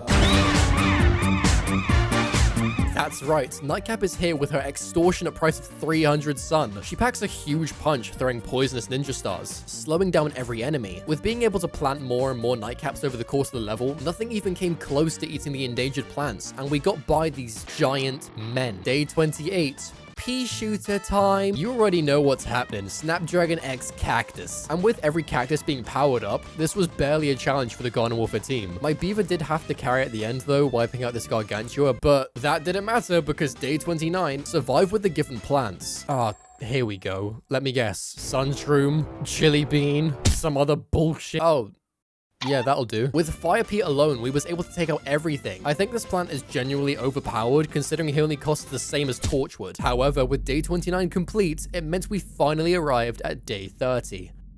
It just doesn't have the same ring to it, you know? Boss fight time. Penny, my taco. User Dave, fuck the taco. It's time to fight Zomboss. And she's damn right. Let's see who we get. Welp, I tried. Yet again, another boss fight that uses stupid plants like 3 Peter, who even asked you to be here. But after coating himself in ice like 30 times, we took out Zomboss and his woolly mammoth, which dropped the key to the lost city. To be honest, I don't want to, as there are 32 levels in this world. Game, You're doing this on purpose now. And to add to the chaos, out of these 32 levels, half of them are just conveyor levels that only have Lost City plants. What type of non-inclusive racism is this game? You're telling me Peashooter can't go play with Red Stinger because of the color of his skin. But anyway, this world is already taking up enough time. So on day 1, whoa! Welcome to the jungle! Lost City? This is it, Penny. We've found it! Ignoring Dave's awful stand-up routine, the Lost City has its own funky-looking tiles, featuring a weird-looking plug socket. However, placing plants on these tiles actually activates their mystical Mayan powers. Think of these as just having an extra sunflower on the lawn once in use, which really helps our sun economy during the beginning of levels. However, as you'll find out later, the game seems to also realize this, and decides to send out 10 billion zombies every second. But we're not at that stage yet, so making use of our bonus sun, we started the level just like any other world, and made use of Peashooter and Torchwood taking down the zombie horde. We flew through day 1, which unlocked Red Stinger. Now, I have received a lot of comments from my wonderful fans talking about how Red Stinger is basically Rose from Garden Warfare 2. I don't know if I'm blind, but these guys are not the same. This plan clearly isn't this plan. I know you guys want to see more cool character reveals, but come on, that is a long stretch. But it didn't matter anyway, because in day 2, a few Red Stingers forced their way onto the pitch. These two guys seem like they regret it, but whilst they're already here, I can go over what they do. Literally nothing. Red Stinger's concept is kinda strange, with it changing its attacking style the closer up the field it's planted. Not that I cared, because personally I can't place him. So once again, I primarily used Peashooters to be the level. However, everything came to a stop when we arrived at our first conveyor level. You're probably sick of me talking about these by now, but you think I want to talk about these airport luggage-looking lunatics? This level gives us Broken Vase Pot and the Red Spider. So unfortunately, we moved on to day 4, where Penny— Caution, user Dave. I detect a zombie with a shovel. Are you serious right now? I know. Telekinesis. Try again, Dave. I know. AK-47. As mentioned by Penny, this shovel dude blocks any front-facing attacks, such as Peashooter's peas. And as demonstrated by this walnut, yeah, that might be a problem. Instead of consuming my plants, the shovel face throws it back and continues to shuffle across my lawn. The only way to counter them is by using projectile plants, and luckily with Colonel Corn being a part of the Garden Warfare team, he's able to stop the shovel zombie in his trap. Parachute rain.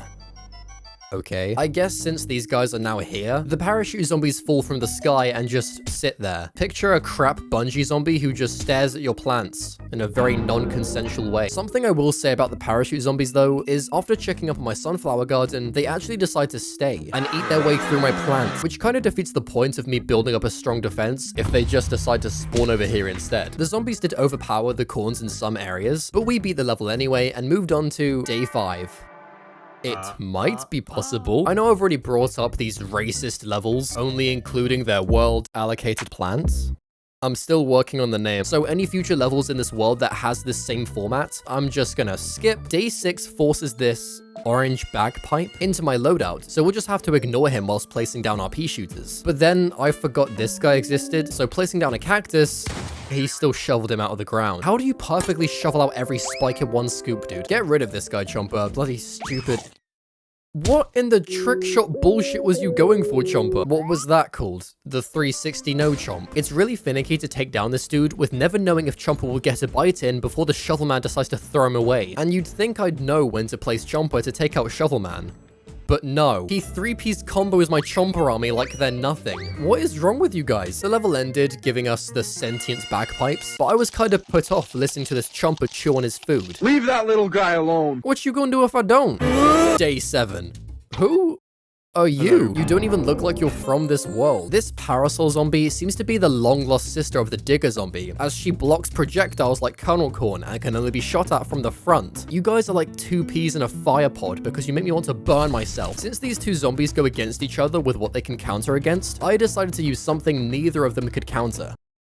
Don't let the bombies trample the foul. Wait, hold on, I haven't chosen my plants. So it seems like in Lost City, they don't even correctly tell you the objectives. This is clearly a survive with the given plants level, but no, because the racist city is too proud, they just assume you want to use these plants anyway. So as it's literally impossible, day 9.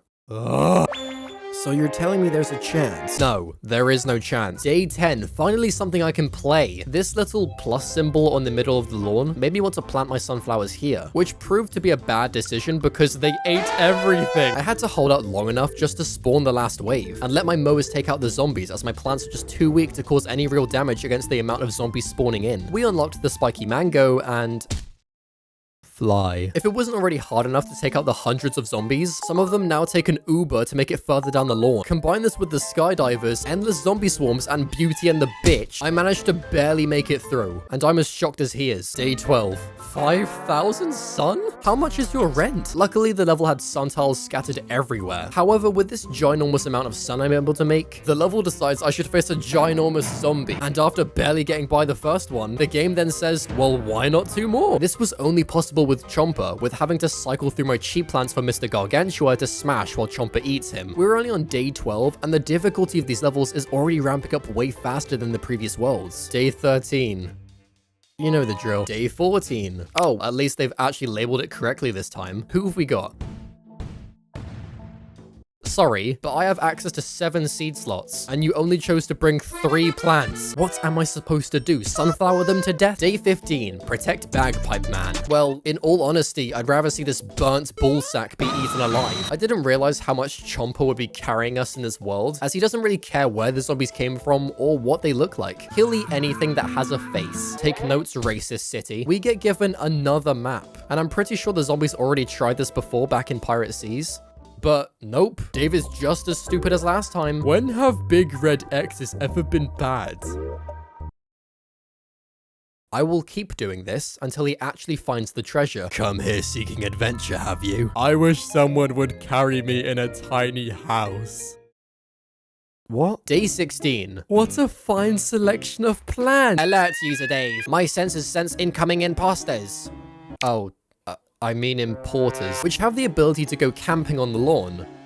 Not much of a threat, are they? However, it seems like they've brought the whole family with them, as over time, different zombies begin to walk out of the tent until the tent is completely destroyed. With the sun tiles being quite far up, I had to sacrifice a lot of my sun producers, meaning I was extremely underpowered against huge waves of zombies. However, with a single row of chompers, we made it all the way to the end and used the mowers to clear out the leftovers. It seems like in every world we take on, there's always a different garden warfare plant that overpowers every zombie. But my fun was cut short, where in day 18, look guys, purple plants. What? You're not impressed? No, nor am I. The purple circle was forced into our plant selection for day 19, and look at the state of this gameplay. Symmetry has been thrown out of the window. I'm fighting for my life to make it through these levels. To add to the 50 things I have to control, we now have whole ass families setting up camp, which seem to all have 19 kids each as they just don't stop coming. By using Cactus and Chomper, we're able to barely make it out, with only a few mowers remaining, rewarding us with me after realizing this world sucks. Z. For zombies. With a lot of the sun tiles being close together, I placed my sunflowers in rows across most of them, and then literally just called Cactus City. As much as I joke about these dudes, they appear to be as powerful as like 1 Peashooter and a half. Regardless, we wiped out the last family on the campsite and received the mother's necklace from inside the tent. Lucky me. Look, Penny, a shiny whiny doodah. Do you have no guilt? Day 21. No intro. Okay, who's on the conveyor belt this time? What? Okay, this world is taking the piss. What am I even looking at? This is a nightmare blunt rotation. This fat frog looks like he'll just eat everyone else. So in day 22... Oh. What are those things? Beware, user Dave. I detect trap tiles. They are triggered when zombies step on them. And stuff. Well, thanks for the explanation, Penny, but I think I'll manage with my garden warfare team. Well... piss. Okay, so this level looks basically impossible to beat, considering none of these guys are Garden Warfare / BFN plants, since some of you guys are forgetting they are included in this challenge. However, as mentioned way back in ancient Egypt, Iceberg Lettuce is actually an unreleased character for Battle for Neighborville, but it never came out because the game fell off and died. Thank you, old Brando. So technically, since they're part of the team, we can use them, and that's great and everything, but How is that even gonna help us beat the entire level? Well, as Penny brought up in the beginning, these tiles actually cause on-screen boulders or flame waves to kill anything in that column or row. So it got me thinking, with some precision and careful timing, I could theoretically only use iceberg lettuce to beat this level, despite the uber flies and gargantuas. With that being said, I placed iceberg lettuce on the first boulder tile to take out this column of zombies, and I was already concerned with how long it took for the iceberg lettuce to regenerate. So letting the zombies travel halfway up the lawn, I placed the second lettuce to deploy boulder number 2, which is when these fast flying flies appeared. But just in the nick of time, I managed to regenerate iceberg lettuce and place it at the back tile to take them out. But then all of a sudden, parachute zombies appeared, as well as the dragonflies, which needed me to carefully wait for the zombies to sync up for the boulder to roll over everything. I was shocked how far I was actually getting making it through. But then the level deployed the gargantuas. However, I noticed that they came out on the 1st and 5th lane, where the fire tiles were located. So by timing a boulder as soon as they step on these tiles, it should hypothetically insta-kill them, which actually worked, leaving me to only have to deal with this sad flag zombie. And with the last dragonfly eliminated, we beat the whole of day 22 with only iceberg lettuce. Day 23 seemed like everything was normal at first. But then, holy moly, Indiana Jones! These guys are essentially just reskinned rope swingers from the Pirate Seas, so by just tracking them with a chomper, they weren't too much of a pain to deal with. But that's when they deployed a gargantua on flag 1, so I had to restart.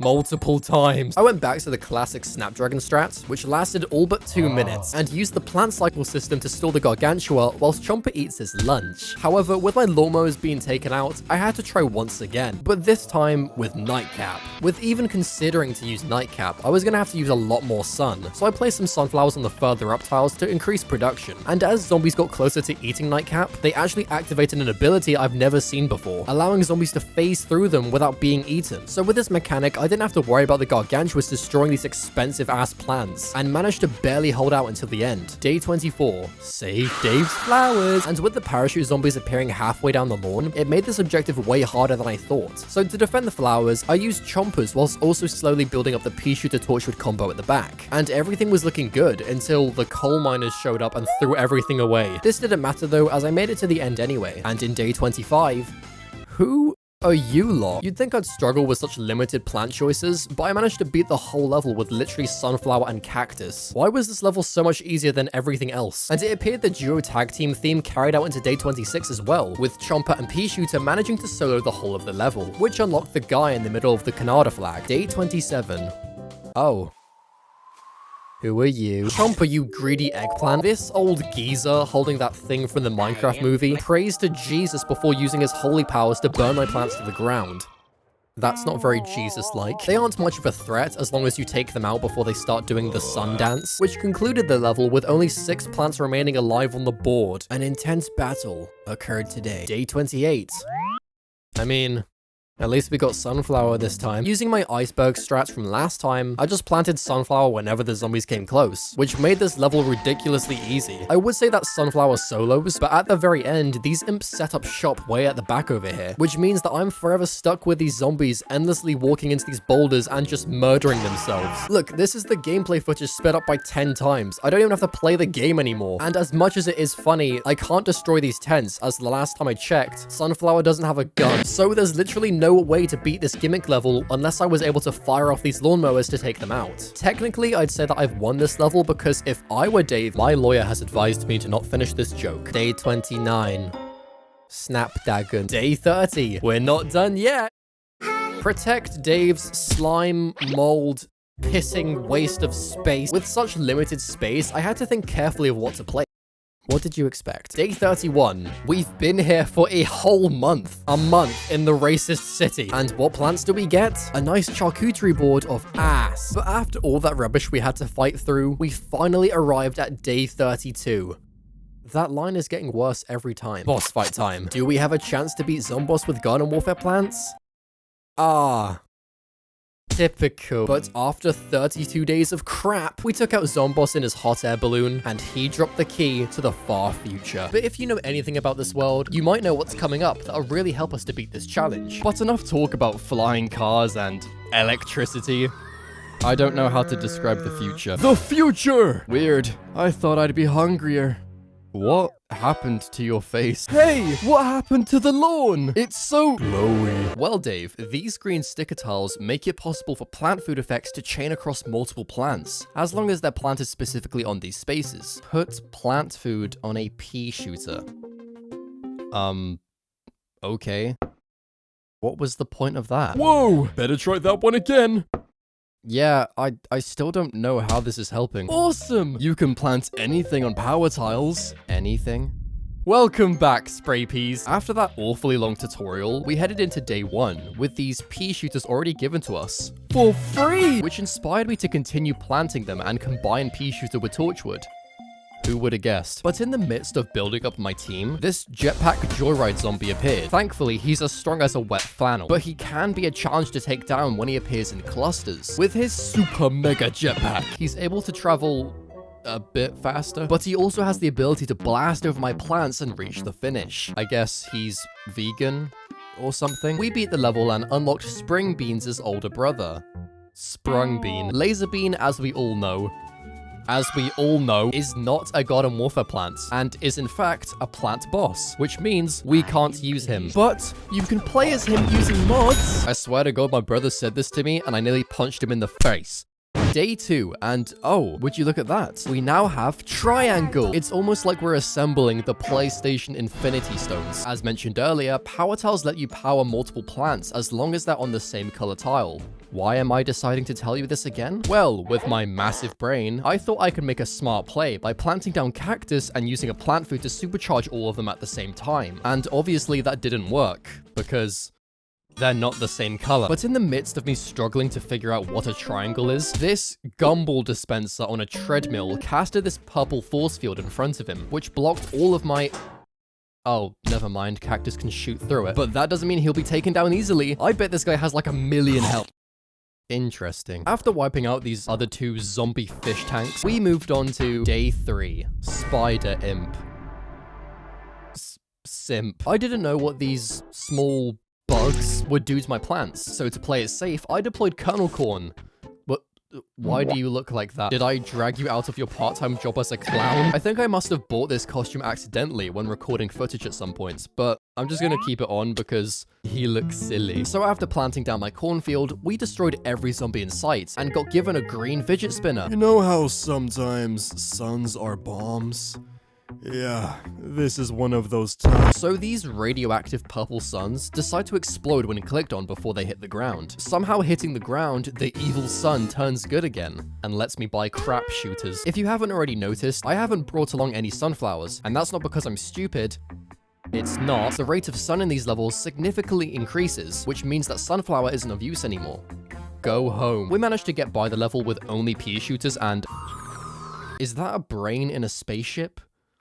What am I even playing? Day 5.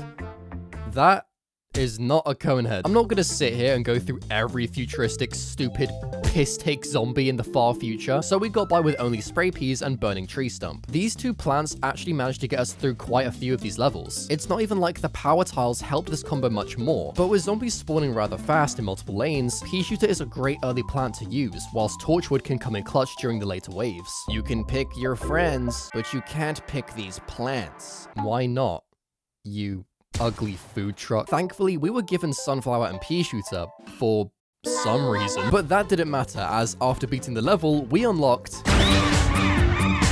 Finally, we get someone new to help us beat this challenge. Citron, whilst costing 350 sun, also takes 46 minutes to fire a shot.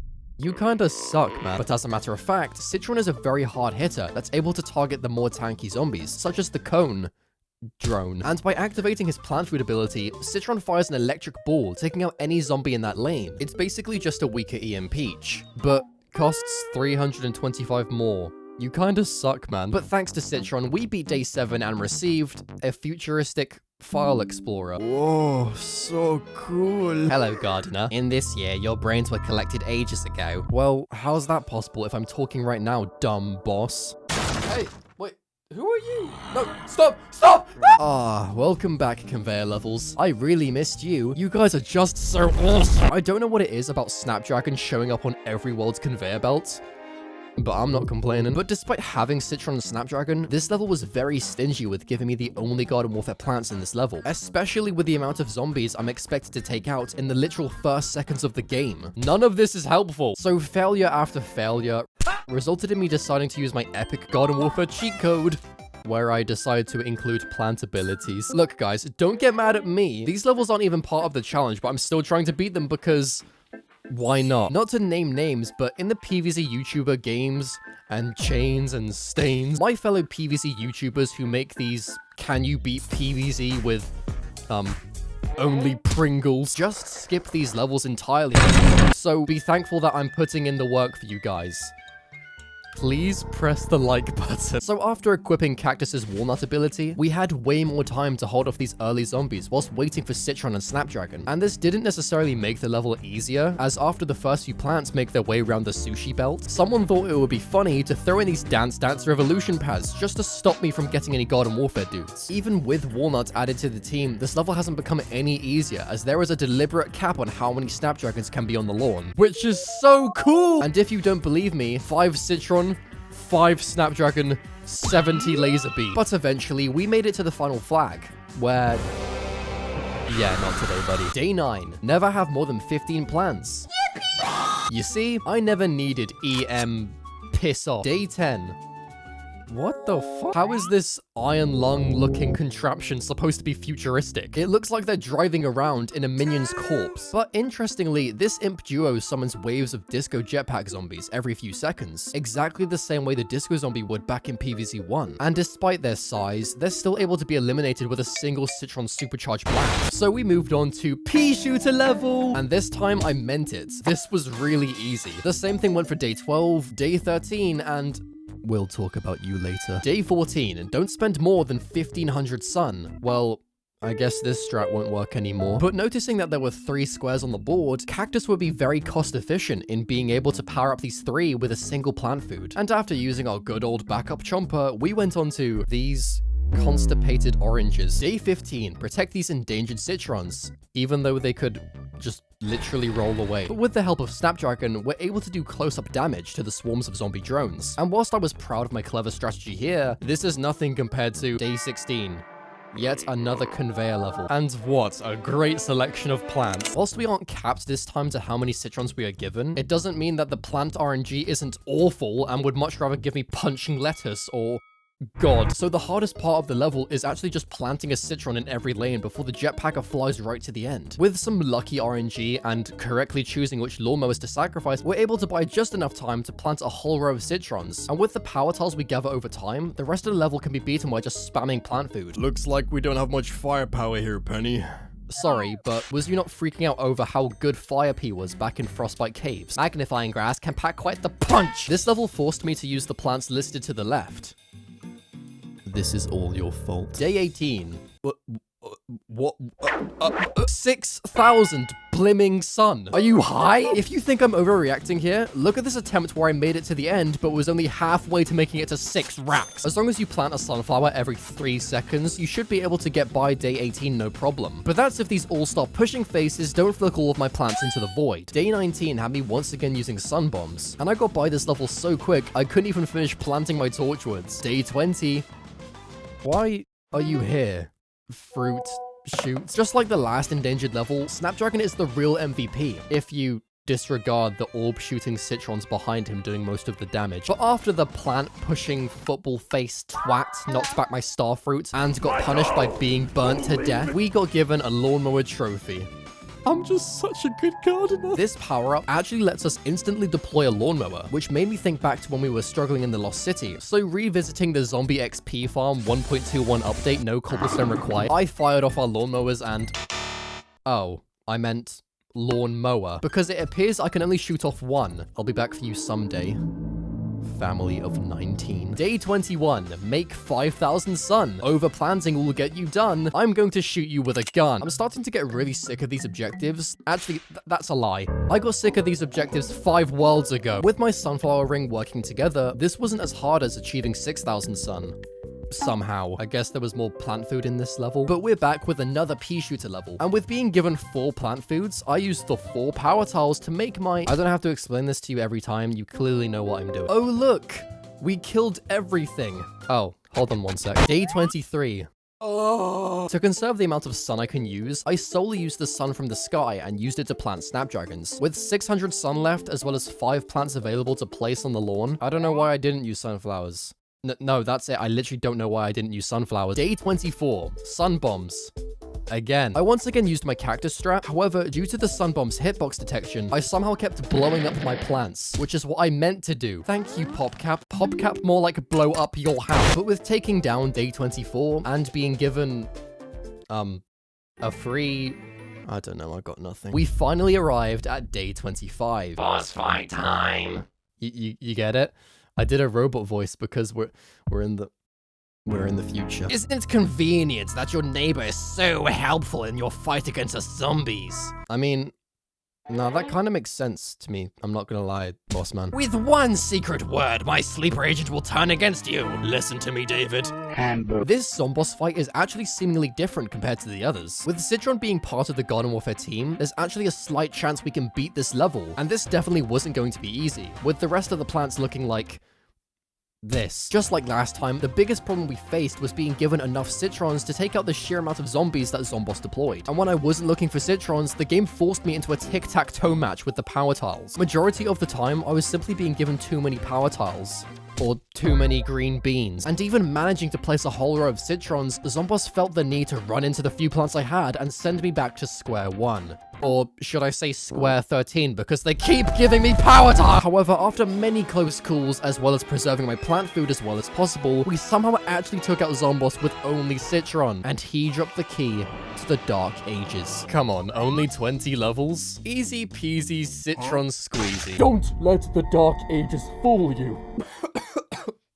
I can't even breathe in that. These 20 levels caused problems that I thought I'd never have to deal with for the entirety of this challenge. Just a quick message, guys. So I've dropped out of university to do this full time. Long story short, I love making content for you guys, and in all honesty, it is my dream. But that now means I'm all alone, which is very scary. So what are you doing? If you want to see videos like this every week, help me out by subscribing to the channel, or financially supporting me on Patreon, where you can be featured at the end of my videos as appreciation for you funding me. I'm taking a very big risk here, guys, so anything you decide to do is much appreciated. So without further ado, we went into day 1. Whoa there! Who dimmed the lights? The sun did, Dave.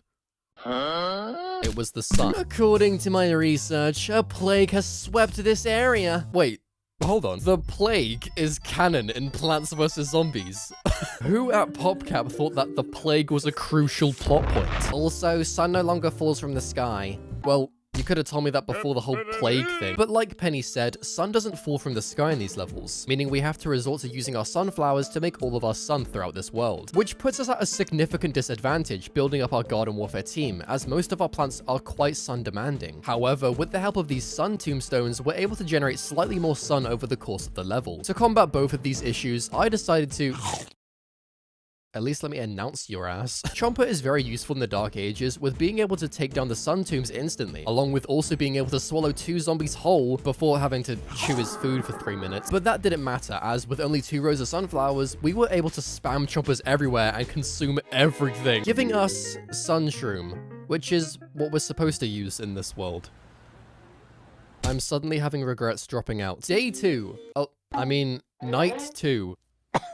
I see what you did there, dog tag. Night 2 played out similarly, with very slowly building up our sunflowers, and to buy more time, I let the first zombie sacrifice himself with the wheelbarrow. And after eating everything else with Chomper, we unlocked another mushroom.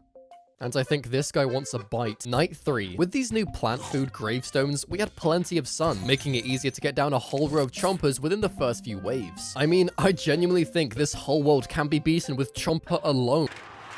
Me and my big feet. So after 4 nights at Penny's, she decides to give us these magic mushrooms that have the ability to turn zombies into purple gas. Watch out, zombies! He'll stuff your body into a squash! In all seriousness, it's obvious that this level is literally impossible. Or is it? No, there's like literally nothing here. But that didn't stop me from wanting to give myself a little mini challenge. Yay! Mini challenge, guys! This is so much fun. I decided to see if this level was possible with only hypno shrooms.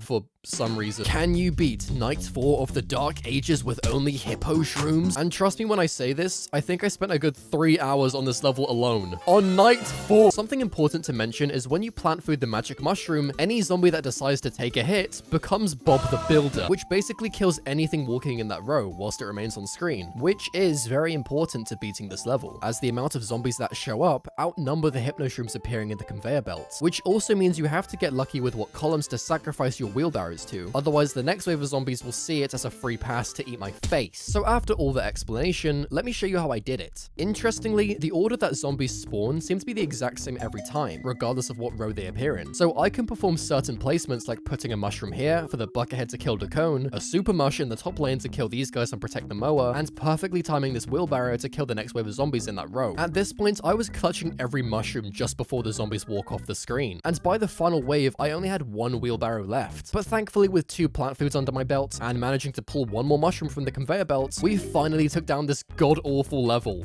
which wasn't even part of the video. I'm afraid that the Dark Ages are giving me a bad case of the vapors. Have you tried putting down the vape? We've now spent 5 nights at Davy's stupid-ass world of darkness, but thankfully we've got Chomper to jump scare this drunk clown. There was nothing of note to bring up in this level, other than the jiggly dickheads that show up every so often, so we cleared out the level and... oh. Is he still alive? Quick! Send him to the ER. We need a doctor in the house. Somebody, we need a doctor in the house. Clear! Day 6. Oh.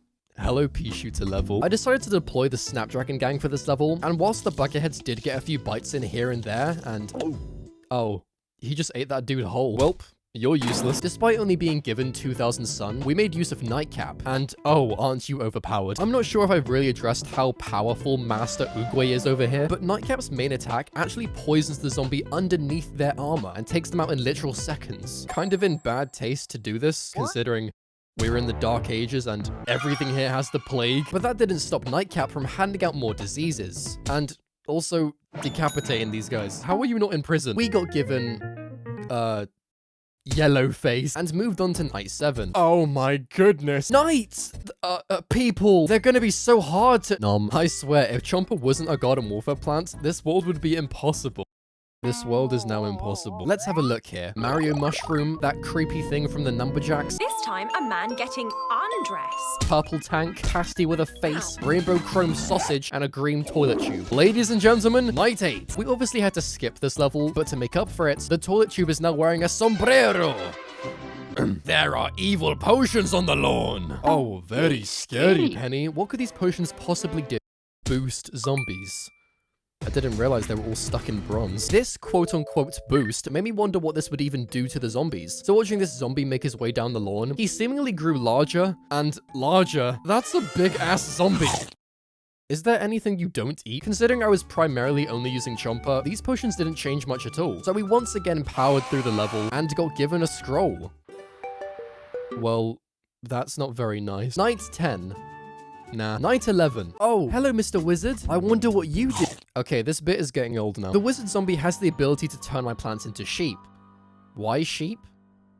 Why are you asking me? The sheep decide to just sit there, letting zombies walk on by and generally just be a useless pile of... But once murking the wizard zombie, all of my plants break free from the curse and continue eating everything. The level even tried to slow me down by bombarding the lawn with tombstones. But after setting our chompers to vacuum mode, everyone in the fair land was dead. Just like these puff shrooms if we don't plant food them, which is the gimmick of day 12. This level seemed very stressful at first, considering I typically use plant food to gather more sun to get my plants on the board. But with having to keep these useless shrooms alive, I knew this was going to suck. But it seemed like this level was quite generous in giving me plant food. No, seriously, I had max plant food at one point and they were still trying to give me more food. Like, please, bro, they can't eat no more. What? Are we role-playing now? I shall remove thy sword from said dubious rock and become the king of Plants vs. Zombies. Shut your ass up. Boy, Peashooter and Walnut sure are good at what they do. I mean, yeah, I guess. Talk about 2 great plants that fight great together.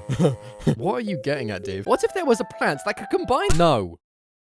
2 plant powers in 1 legumi? Legummy? What? You know what?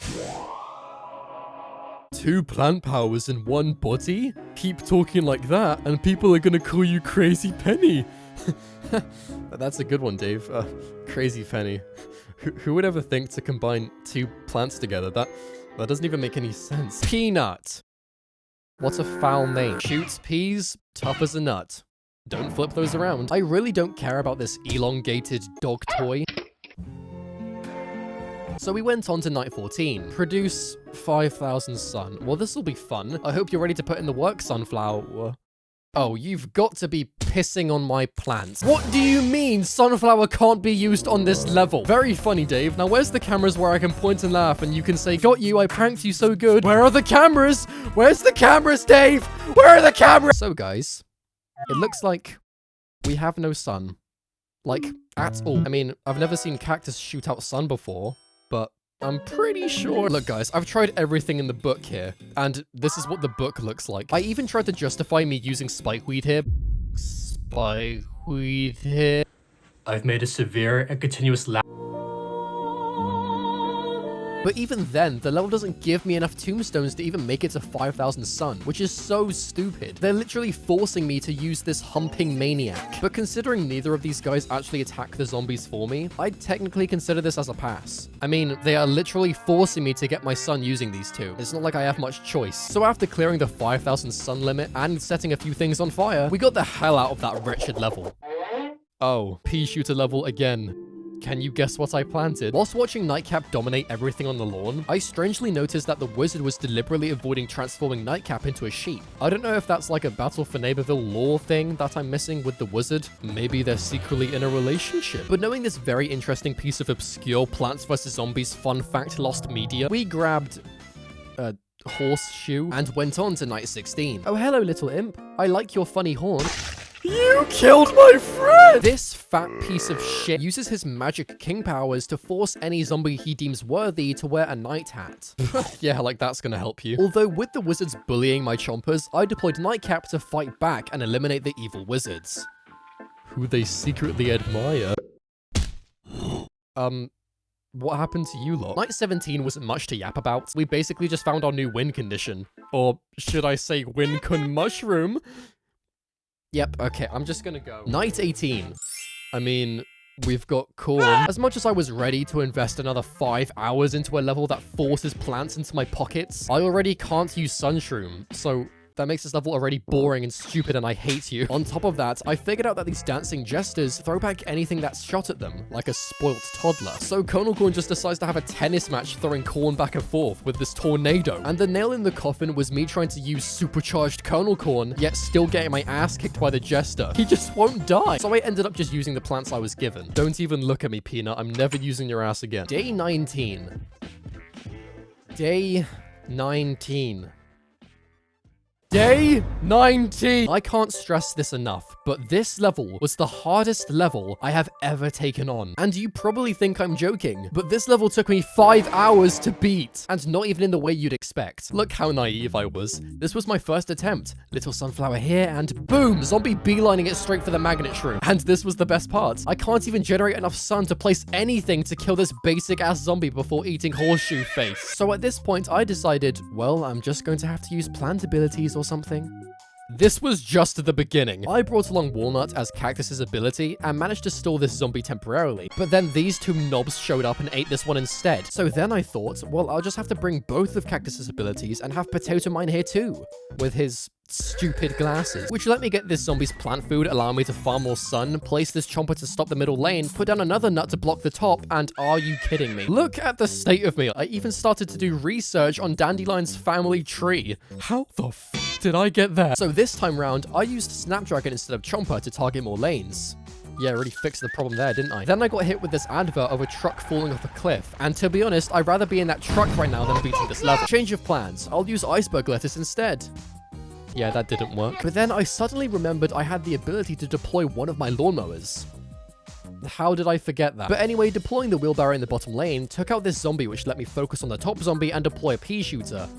but I was too late. So then I thought, what if I placed the first sunflower where these zombies spawned to buy me enough time to get down a Chomper, which worked, but then they freaking ate him instead. I was seriously losing my patience with this level. Like, I don't think you realize how much rooting has gone into beating this. I eventually decided to, for some reason, deploy the middle lane's lawnmower off the start, which I chose to do because after playing this level 7 million times, I learned that losing a lawnmower in a particular row stops zombies from spawning there for the next few seconds, meaning that the first zombie instead walks down the second lane, and I can relax for a small period of time. And this actually managed to get me past the first wave and see the first wizard zombie. Piss off. And at this point, I was feeling really good. We're actually over halfway into the level. I can see the end. And then this armless imp ate my horseshoe. I once again retried the level with all of my routing knowledge and actually made it to the final wave, where they deployed gargantuas. Yep, okay, I'm done. I was so close. After all of that meticulous routing and placing plants perfectly in time, I just couldn't do it anymore. If anyone knows how I could have beaten this level, please show me, because this is physically impossible in my eyes. You can send me a clip of you beating it in my channel of the Flora Federation server I'm a part of, or just let me know how you did it in the comments below. I beat Night 19 with a supercharged iceberg lettuce, which made this level actually possible, and we went on to day 20.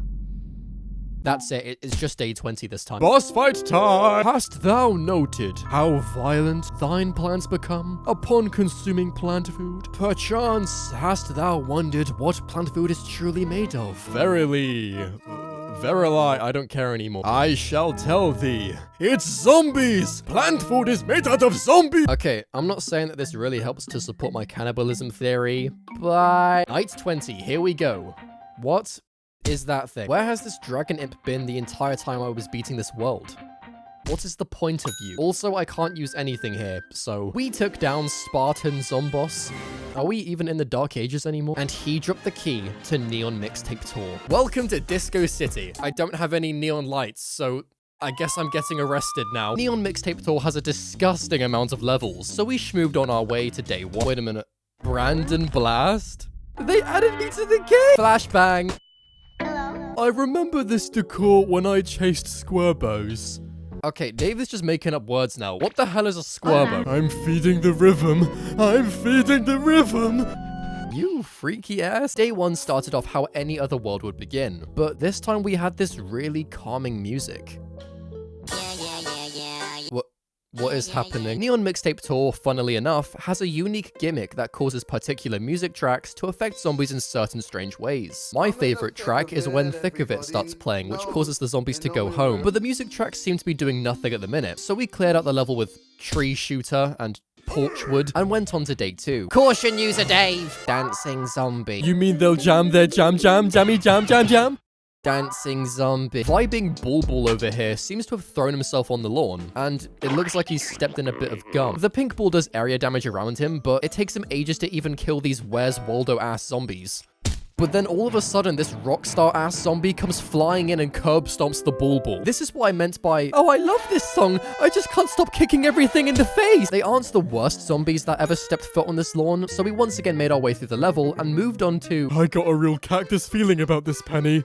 What does that even mean? Indeed. Cactus has changed over time. Now she fires a thorn. Do you guys not think I already know this? We've had to phone Cactus City like 4 different times now.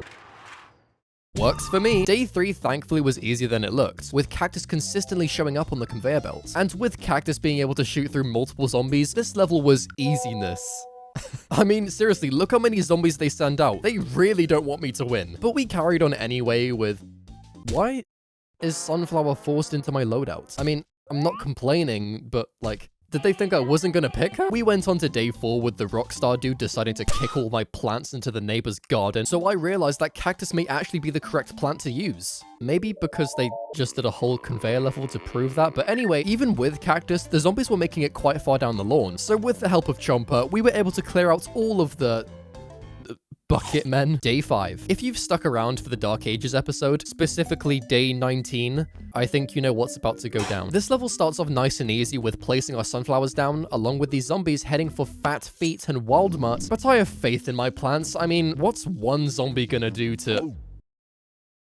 Well, this is going to be fun. This level isn't the most difficult. As long as you protect the beetroots off the start, you can just go chomper spam everywhere and hold out until the end. But that's if the zombie who's got a rock in his shoe doesn't decide to boot him off the pitch. Whilst chomper spamming does work, funnily enough, I was struggling to get enough sun to place down enough of them to deal with the amount of zombies walking down the lawn. I feel like I genuinely struggled less in the Dark Ages compared to here, which is very stupid. But after being careful to not fill my plant lanes for the kicking man to send my plants to space, we conquered day 5 and unlocked Bert and Ernie. Day 6. Skip. Day 7. There seems to be a theme with these levels, trying to force me into using fat beat, because the very first wave spawns these lot charging down the lawn at 90 miles an hour. So I have to deploy this ancient tactic to get by the enemy foes. I planted 3 snot shooters, but just in that moment, hello. This, I don't even know what you are. Girl zombie. The girl zombie has these fancy roller skates that somehow causes really bad environmental air pollution, causing the zombies behind it to be trapped in the smoke. But once defeated, they are freed and can breathe again. Do zombies need to breathe? Like, I know they're already dead, but do they have to, like, actually use their lungs? What if they don't have lungs? Are they, like, dead? Or do they become zombie? Anyway, I deployed Nightcap and killed everything. Due to the number of zombies deciding to tag along with Roller Skater Face here, our Chompers, Peashooters, and basically everything else doesn't stand a chance against them. But even with using our stupidly expensive Nightcap, we need to somehow acquire 15 million sun! It's a bit less than that, but 1,500 sun to get a whole row of them. And with zombies spawning in all lanes rather fast, we have to farm the hell out of our sunflowers in the first minute to get our nightcaps on the board. So with you guys now filled in on the strat, let's go on to day 8. Oh, for fuck. Day 8 deployed the first zombie as per usual. I don't know why Zomboss just sends out one guy, as if he's like testing the waters to see if I'm even awake today. But the first dude came out, and we sneakily used Chomper to delay the other zombies to follow, in order to farm as much sun as we could to save up for Nightcap. And as everything else began to arrive, I just started planting. And if you want to call this method cheating, or, oh, Brando, you're not even trying anymore, man. Let's play a minigame. Here's your loadout. This is how much sun you have. Now please tell me what to use to kill the following zombies.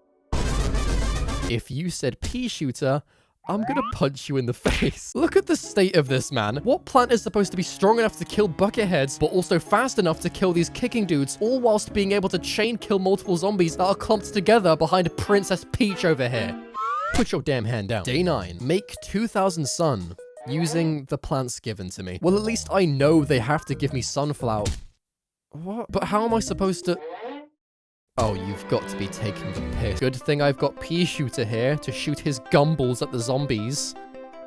I'm gonna commit herbicide. I've already argued why I'm allowed to use iceberg lettuce when it's given to me in other parts of this challenge. I'm not choosing you, but I'm still glad you're here. I'm using all the help I can get, because you're just taking the Mickey Mouse shoot up your house at this point. Thankfully, at the start of the level, the Rockstar dudes actually help in sending the sunflowers back to a safer area. And with deploying my lawnmower in the bottom row, I can clear this assortment of zombies because I now remember this is a feature I unlocked like 2 worlds ago. And with the final wave showing up, we let the mowers take charge and kill the remainder Rockstars.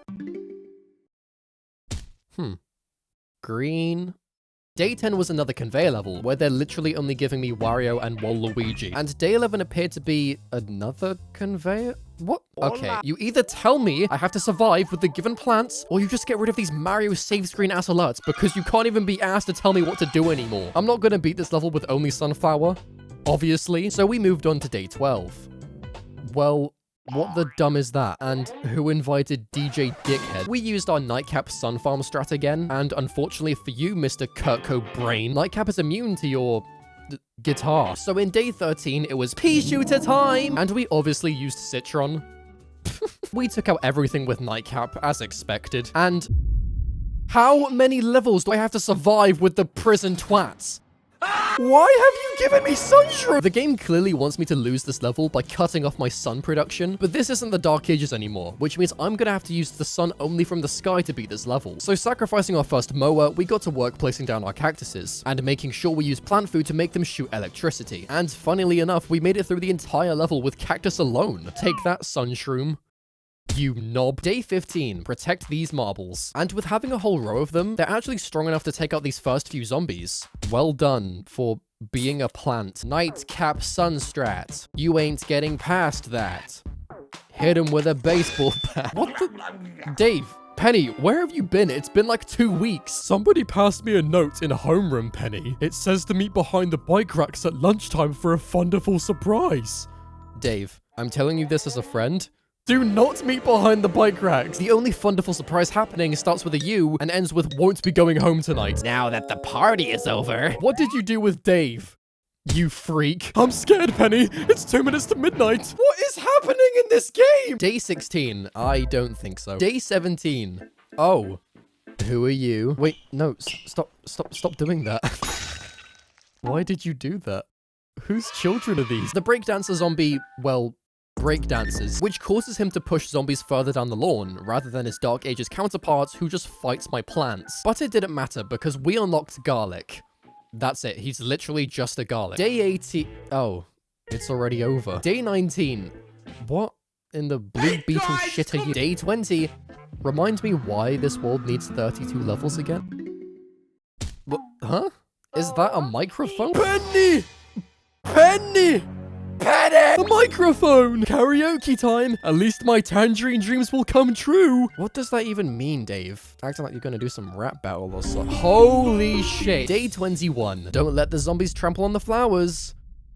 I really wish this level didn't exist. I don't want to go on a long tangent like I did last time, so I'm just gonna make it easy for you. You remember our super awesome Nightcap sun grind meta we've been using to conquer this world? And how normally we'd let the first zombie game end itself with the, record player? Well, what do you know? That's not happening anymore. And you're probably thinking, so what, Brando? Surely a couple less sunflowers won't be that big of a problem. You could get enough Nightcaps down before... Huh. I think my very first attempt of beating this perfectly summarizes my feelings towards this level. Bro, where are you going? Whilst this level is maybe, possibly, technically possible, as a matter of fact, someone from the Floral Federation Discord did manage to beat Day 21 by using Kernel Corn of all plants. Shout out Emmy for being too goated at PvZ. No shout out for you. Circle Horde. Considering I got to the very end on my 24th attempt by pause buffering every second, who am I supposed to be, a speedrunner? I managed to kill everything except this fat Jason Momoa from the Minecraft movie. Is it my fault that I suck at this game? Maybe. Yes. Do you want this video to come out 7 months later just so I can beat this stupid level and prove to Jason Momoa that he actually sucks? Which one of you said yes? Look, guys, I beat him this time. Yay. Thank you, Iceberg Lettuce. Spore Shrooms have a... I don't care. Hey, wazoo! What did you just do? Day 22. You look like an angry umbrella. Day 23. What the hell? Plant vs. Bombi into Plant vs. Bombi 2? How the hell they playing Plant vs. Bombi into... Oh, hell no. How they get the Super Mario Plant vs. Bombi with the bucket in Plant vs. Bombi 2? Fun fact. Did you know arcade machines can't be pushed through Nightcap?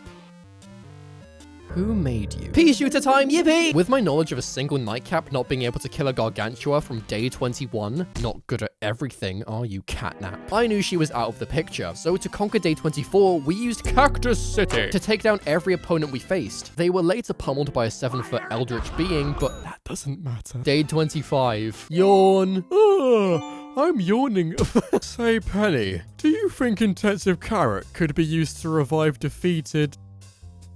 This game is so broken, dude. In day 26, I was slightly worried when presented with a line of shrooms, but luckily the Rockstar gentleman escorted them to a safer location. And after nightcapping all over the place, we were given...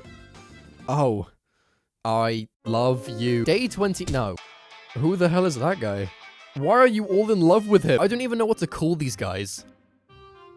Kyle. Kyle plays this very seductive music, causing all of my sunflowers to fall in love with him. I would like to tell you what this actually does, but coincidentally, Nightcap isn't affected by his sick jams. What a surprise. Day 29. Day 30. Never have more than... This world really does suck. Day 30, oh my god, dude, what is this world's obsession with giving me plants? I might as well play PvZ 3 at this rate. Oh, never mind, they took it down. What can I use here? Nothing. Nothing. But with day 31 down, we finally made it to Zomboss once again. Guys, look, he's saying Rickroll. He's the... Grow up. Can we beat Zomboss? Well, by the looks of Mordecai and Rigby, I'm gonna have to say no. So we took down Zomboss and his backup performers, and he dropped the key to Jurassic Marsh. Dinosaurs. This costume is so stupid. This world literally does make you feel like a caveman because I was surviving off scraps to conquer each day. So without further ado, let's pterodactyl our way into day 1. Alert, user Dave. My census indicates we have moved a lot of years into the past. We seem to have landed on some form of Jurassic Marsh. Day 1 began with us using Mr. Corn and his sisters on the lawn. And despite just being introduced to this world, we already have to go against not only Bucketstone Faceman, but also Dead Triceratops Guy, who is like a bajillion times stronger. But with the help of Torchwood, we were able to take him down. Man, what a great plant Torchwood is, hey? I just don't know what I would do without him. Anyway, we unlocked Fluffy Peashooter. Oh, he's so adorable. I just want to squash him and hold him and... YouTooz, can you please release the PvZ figures? I need them so bad. That is a whole-ass dinosaur. So it turns out in the world of Dinosaur Land, they actually have real dinosaurs just chilling on the lawn. What did he do to you? This blue creature seemingly needs to use the bathroom as he runs up and down the lawn looking for somewhere to go before kicking the closest zombie in sight. And whilst it is amusing to see these zombies get abused by the dinosaurs, this also means that they're closer to eating my plants. And oh look, Blue has invited his friend to play. Die. With the help of Chomper, we can easily eat every enemy on screen. But this does make me worry for what's to come in the... a conveyor level. Awesome, amazing! And it looks like Dave did a last-minute run to the shops because I only have grapes. In day 4, I tried my luck in hoping to get down my Peashooter Torchwood strat, but Blue had other plans and kicked Carrot Head over here to eat his face. So I turned back to Chomper to deal with the flying caveman. I mean, he's practically a dinosaur himself, so can you really blame me? By the end of the level, Blue and his friends were just punting zombies to feed the Chompers, as if they were playing hungry frickin' hippos. What are you supposed to be? Oh, right, yeah. Caveman, no. Very, very clever. In day 5, I used my caveman brain to realize... Caveman, scared, fire. Snapdragon, shoot fire. And has metal helmet for some reason. So we got to work building up our... Okay, this might not be working. I guess we'll have to use Chomper again. I don't know what you want me to say. I'm forced against my will here, guy. I can feel the ground a-trembling, Penny. Wait, more dinos? There's more dinosaurs? Oh. Hello, Mr. Stegosaurus. Die to the power of my stone mower. Well, it was worth a try. Oh. Bye then. After learning that Colonel Corn is actually kinda good at taking down the zombie horde, I planted his ass everywhere. Yeah, I'm not gonna lie, I really underestimated you, Colonel Clown. Now, do a flip. Piss off. I have analyzed a new plant, user Dave. The perfume shroom charms dinosaurs and Turns them against the zombies. Hold on, guys, I just need to go check something. Oh, phew! That was a close one. Na na na na na na na. I'm obviously kidding, guys, but without Perfume Shroom, this challenge has gotten at least like 46% harder. Maybe 47. However, we went on with Chomper anyway, and Mr. Stegoface showed off his backside to my plants. This seems like less of a threat than Blue, but I don't know, maybe he smells so bad that my plants die. I just remembered how much I love silent letters. He's gonna say pterodactyl, isn't he? This ain't happening, bro. Day 10. With pterodactyls now deciding to drop off their passengers on my plant's head, I chose to use Cactus to give them a prickly surprise. Yeah, they barely did anything. I lost all of my lawnmowers, dude. I decided to bring back Colonel Clown in day 11 after his exceptional performance last time, but had to sub him out for Chomper when the taxidactyls arrived. This wasn't the smartest strategy, however, it did somehow manage to make it to the final wave, with a whole band of sun to spare. I finna spend it on a Gucci lily pad. Day 12. Don't lose more than 6 plants. And based on my track record, yeah, it's not looking good, bruv. I tried Chomper spamming on my first attempt, but the zombies just overwhelmed my army of eyeless mouths. I then thought that if I could place enough Peashooters and Torchwoods down in time, then nothing would have to be eaten. And that idea sucked. I brought back Corn and wait a second moment. We're actually at the end and we've still got 4 plants remaining. Maybe this level wasn't so... Oh, okay. Not so fast, Gargantua. With Colonel Corn's butter, you are nothing.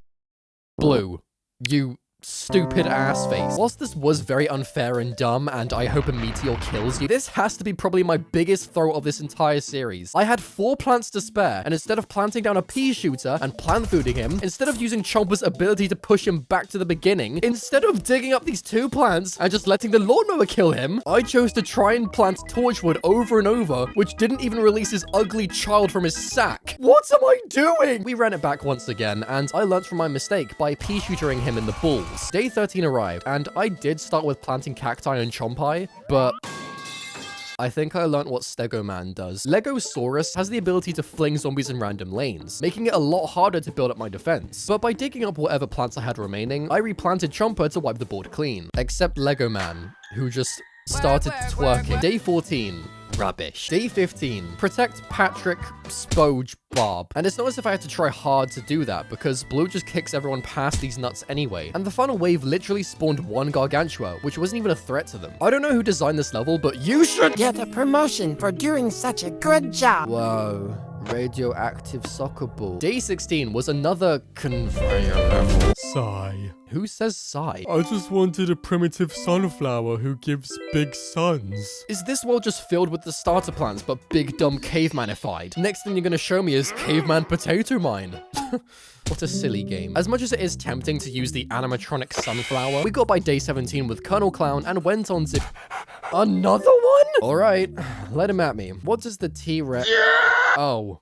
Right, they run faster. Very clever game. Ah, I'm scared of the dinosaur. I have to run. Stupid ass game mechanic. The new plan was to take down these crackheads with Chomper to instantly shut them down. However, if 2 zombies decide to team up, they can devour Chomper instead, because that makes sense. So I decided to bring along Torchwood, but not for its intended use. As you might have remembered back in the Pirate Seas, I learned that once Torchwood is destroyed, he transforms into a ball of fire, taking out every zombie in that lane. So I decided to adopt that strat into day 18 to wipe out the lanes with these rabid zombies, whilst using Chomper to take out the smaller threats and beat the level like a pro. Versus noob versus hacker. Day 19. That is not a Snapdragon, bro. Send him back. Day 20. Make 2,000 sun.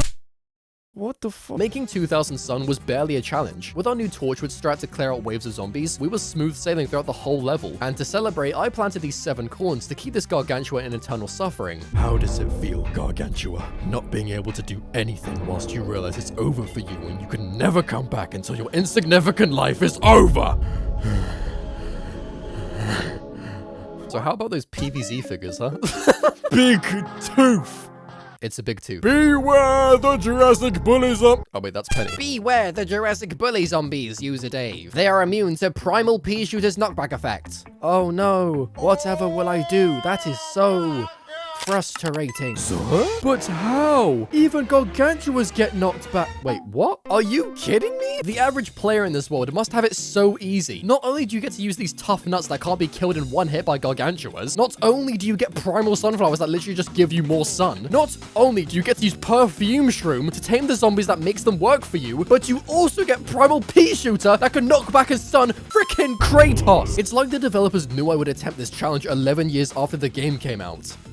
Damn, has it really been that long? Oh no! Bold Boneface is here. Get his ass, Chomper. This zombie didn't really affect my Garden Warfare team at all. With only a few of them appearing in day 21, we let Chomper do his thing, and we moved on to... I actually forgot about these levels for a second. I really wanted to see if Citron could actually stand his ground, because, come on bro, for that price, he has to be kinda good. We were given 3,000 sun, so with a row of Citron and some backup cacti, I forgot Blue existed and they were eaten immediately. Cactus City! I detect primal what does that even change? Why do you need a primal Play-Doh mine? They're pre-pale... What? They're pre-paloth... Piss off. This is fine. I think at this point, the dinosaurs just physically wanted my head on a spike. I don't know what I did to you guys that would make you hate me so much, other than the multiple threats I made to meteor your face. But I can't even explain to you what's happening anymore. I feel like I'm playing Plants versus every zombie at the same time. Good luck trying to win this game, you twat. But we somehow managed to survive with our Chompers and made our way into day 24. Oh, can you lot just give it a rest? Being this far into the world, the only plant I was actually using to attack was Torchwood, which is so dumb thinking about it. I mean, look at what I have left on the board by the end of the level. It looks like they're trying to social distance. Day 25. Let me guess. You also push zombies forward? Challenge is over, guys. Bye. In all seriousness, this hammer bro looking dumb face definitely added another layer of difficulty to my Torchwood spamming strat. With the zombies essentially just teleporting to the end of the lawn, this gives no time for Torchwood to recharge in time, which led to moments where I was literally juggling Torchwood and Chomper around the board like it was a game of chess. Who the piss is that? And to add to the already impossible challenge, check this out.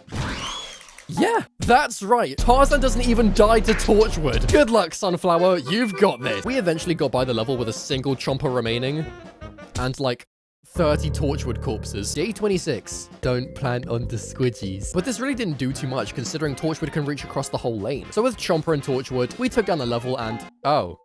Again? Okay. Cactus! Day 28 was just more last-minute clutching every second. I mean, look at this. Final wave. 100 sun in the bank, 2 Flowers and Chomper. But guess what? I still beat it, though. I am the king of Plants vs. Zombies! Oh, come on, man. Day 30 was yet again Torchwood time.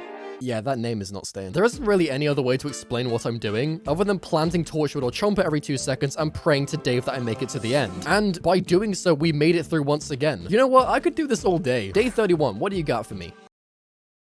Awesome. But with day 31 down, we arrived once more at day 32. Fight boss time. Wait. Zomboss, out of all of the dinosaurs I've had to deal with, you still went and chose to build your own robot metal snake thing. Bonk Choi? More like bonk, kill joy. You're killing my joy, bonk. So we took down Hello? Guys, can you kill him already? What's going on? We took down Zomboss and he dropped the key to Big Wave Beach. Surf's up, am I right, guys?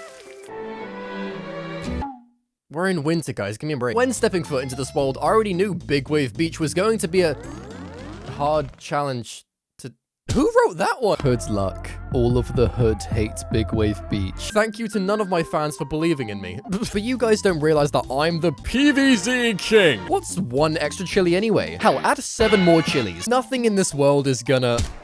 Nah, I can take it. Look at this beautiful beach. Caution, user Dave. My sensors indicate there are zombies on your beach.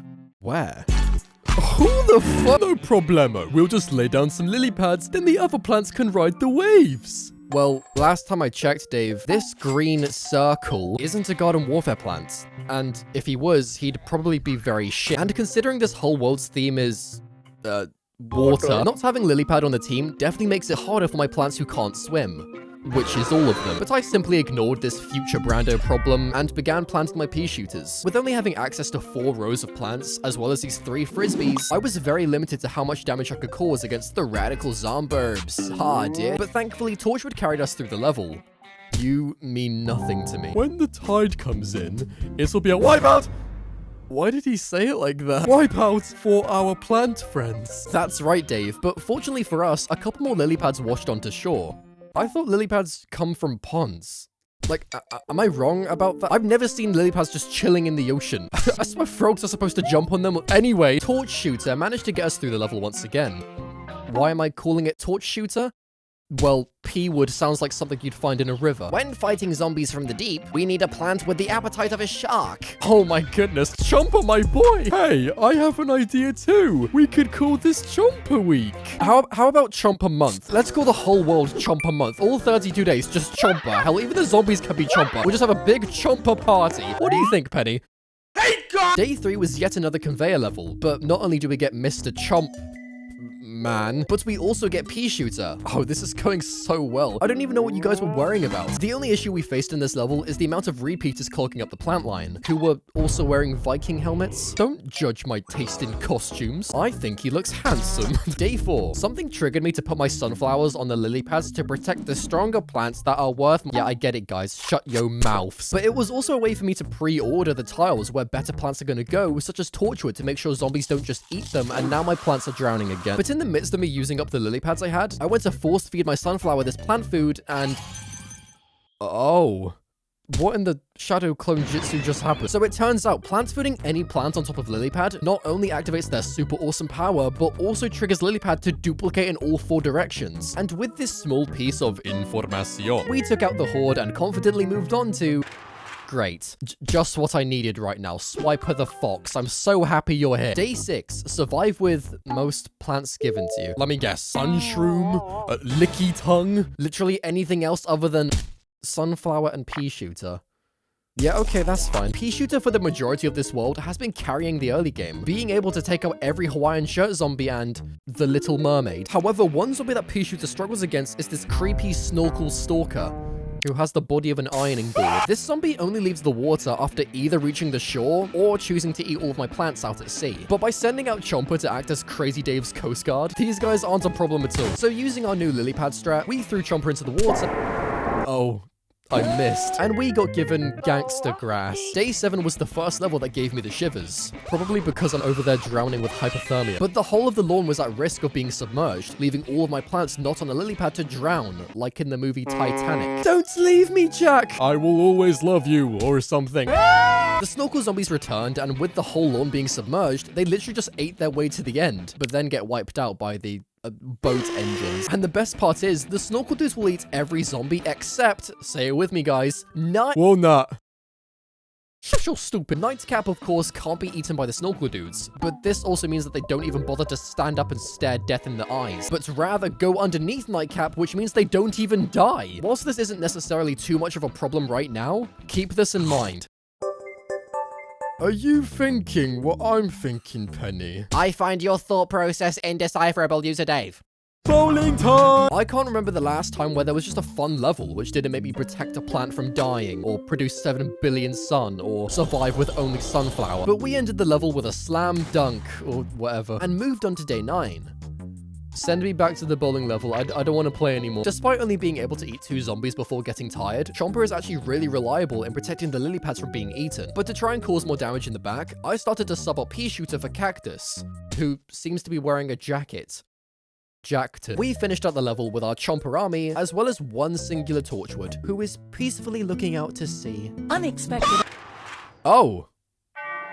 Despite Peashooter showing up on the conveyor level, Day 10 forces these Christmas bulbuls on my lawn. In fact, I was given so many bulbuls that I threw a couple on my own Christmas tree. Please, kill me. You ungrateful ass. Day 11 saw the return of my Chomper army. I mean, after learning about my awesome lily pad strat that I invented myself, I've been smooth earthing. Those zombies are surfing. Okay. Day 12, plan your defense and defeat the zombies. Sounds weird when I read it out, doesn't it? Cactus City! Day 13, produce at least 2,000 sun. They just love that number, don't they? And also, never have more than 35 plants? Whose greedy ass is planting that many fruits and vegetables? And still losing? You might as well add shoot at the zombies to the list. As much as this level did seem straightforward, the ocean took up literally every tile except the first row. Well done, lily pads, for doing piss all. But after seeing how many flags were in this level, I knew that one row of plants wasn't going to cut it. The only strategic method I could think of was to waste a plant food on the sunflower to get one extra lily pad, and then work my way further out from the shore over time. Thankfully, this level was very generous with how much plant food I received, and by the final flag, the tide went back down, and Chomper ate the remainder. Island boy. By the way, the sun challenge was beaten like halfway into this level. Both of these challenges did nothing to stop me. You would have to ban half of my plants for me to even...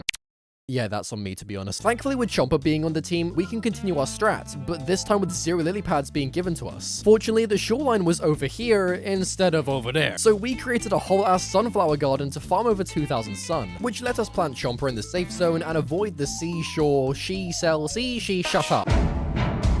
Is that Aquaman? Day 15, protect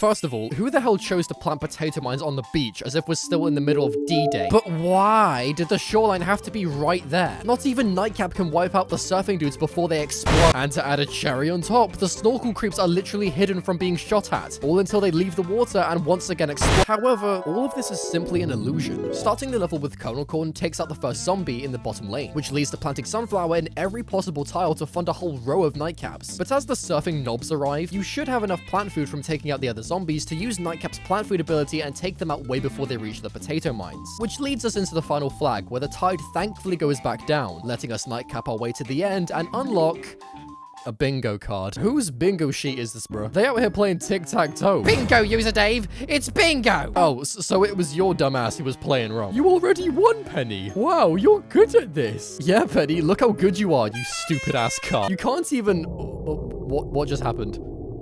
Penny, what did you do to my game? Who is this dude pointing at? Is he dancing? Are we at a silent disco? What's going on? Dudes, you're like totally in for it now. Stop talking like that. You can run, you can't swim, but you can't escape their scaly grip. What do you mean by that? Day 16 gave me bowling ball and nut. Hashtag blessed. Day 17. Who the hell? Squid face. What in the Tarzan Speedos are you wearing? This lanky zombfish launches octopi which suffocates my plants in their slimy tentacles. However, unlike the sheep in the Dark Ages, these guys can actually be blasted into calamari. As long as you get rid of these guys rather fast, the octomen aren't really an issue. But there is this one time where basically everything turned into an octopus and it looked like I was running a fish market. I tell you, Penny, these surf-loving zombies are the pits. Gross. Pits. Very interesting. You horny ass truck. User Dave, you are a genius. I am? No, you are not. God damn, Penny. What the fuck? Why you gotta do my man's Dave like that? You're the one with the freaky armpit fetish. Huh.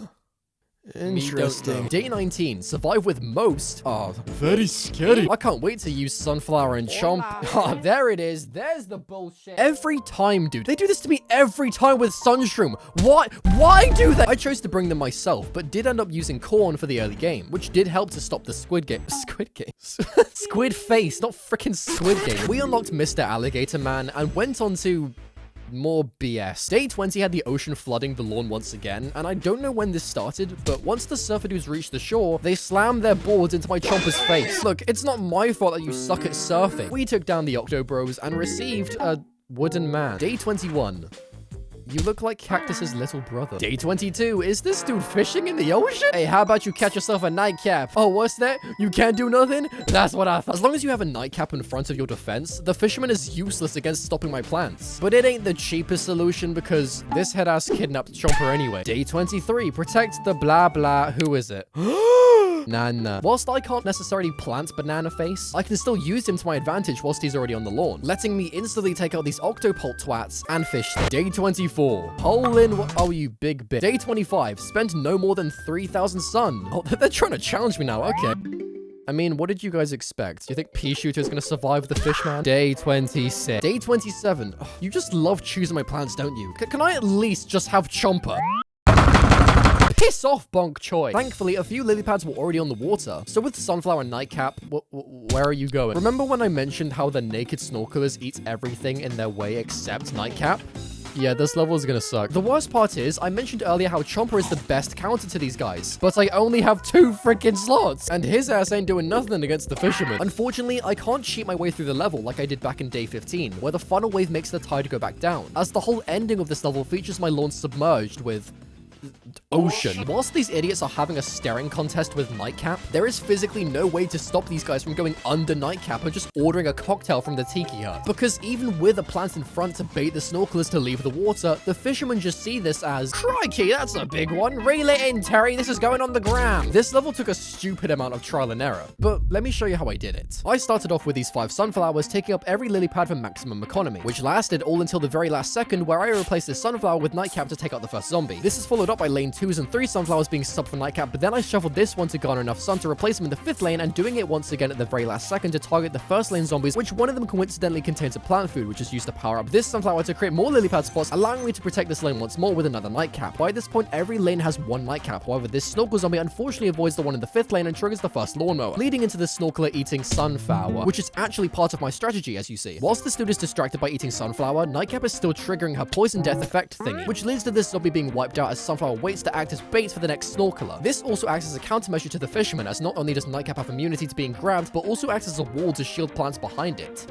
somehow, leading to this lane essentially being safe for the remainder of the level, unless all of the lily pads are destroyed, meaning my plants will be washed away by the next flag. But you might be wondering what's the purpose of this tile where it seems pointless, but this is actually another countermeasure as the Octoface can't capture Nightcap as stated before, but can target Sunflower, which means that the Nightcap guarding the back can clear out the stupid orange candle holder, which lets the Snorkelers pop out the ocean once again. After using more plant food to expand the lily pad lanes, the final wave hit and fortunately all of the Snorkelers spawned in the Nightcap trap lanes, letting us beat the level with 3 mowers to spare. That had no right being so hard, bro. Day 28. Don't lose more than... Yay! Day 29. Peashooter! At first, I was slightly worried when I saw the shoreline was at the very end of the lawn, meaning these guys could just walk off the screen again. But I forgot that they just give you a bajillion, million, trillion plant food, so I made use of Torchwood to tank any damage from zombies, making it past gold. But then I forgot Octodad existed, and he converted my plants to squid. Nightcap somehow soloed the whole level. I just had to wait for the tide to go back down, and then everyone got floored. Is that a thumbs up? Are you sarcastically saying good job to me, you sore loser? Hey, get a better fishing rod next time and maybe I'll feel bad. You middle-aged, inflatable, bucket hat wearing, nice face. Day 30. Oh boy, do I have a lot to say about this level? Nah, I'm just kidding. Nah, I'm just kidding again. There is a lot to say. If you thought day 27 looked like a hard level, if you think day 19 of the Dark Ages seemed like an impossible challenge, day 30 of Big Wave Female Dog takes the top spot for hardest level I have faced in this entire series. But, Brando, what could be so difficult about a Protect the Endangered Plants level? You say out loud, ignoring the fact that the 2 previous examples I gave of hard levels both involved protecting some stupid plant. Gatorman! Let's start by planting some sunflowers and...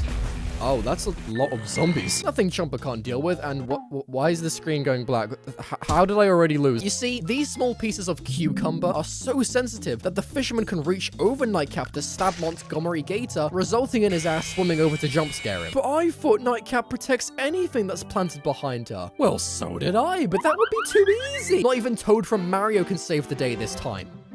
I would break down step by step what I did to slowly figure out how to take down this level, but first of all, I would have to talk you through 5 hours of footage, which would be so fun considering this video is already as long as my Christmas tree. And second of all, I couldn't even beat it. Kinda.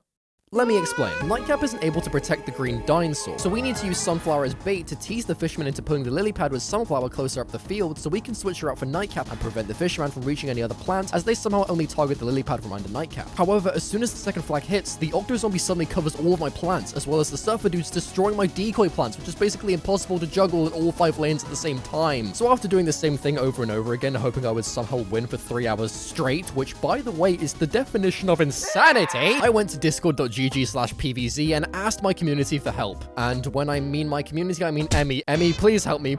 Emmy, please help me beat this level. To which she told me, you got this. Which was not the answer I was looking for. So after forcing her at squash point, she said, I'll do it. And then I said, hooray. And then she said, I'll have to lab this one out. Give me time. And then I said, thanks. But then all of a sudden, YouTuber 660NJ appeared out of nowhere and said, Brando, do you use a Windows?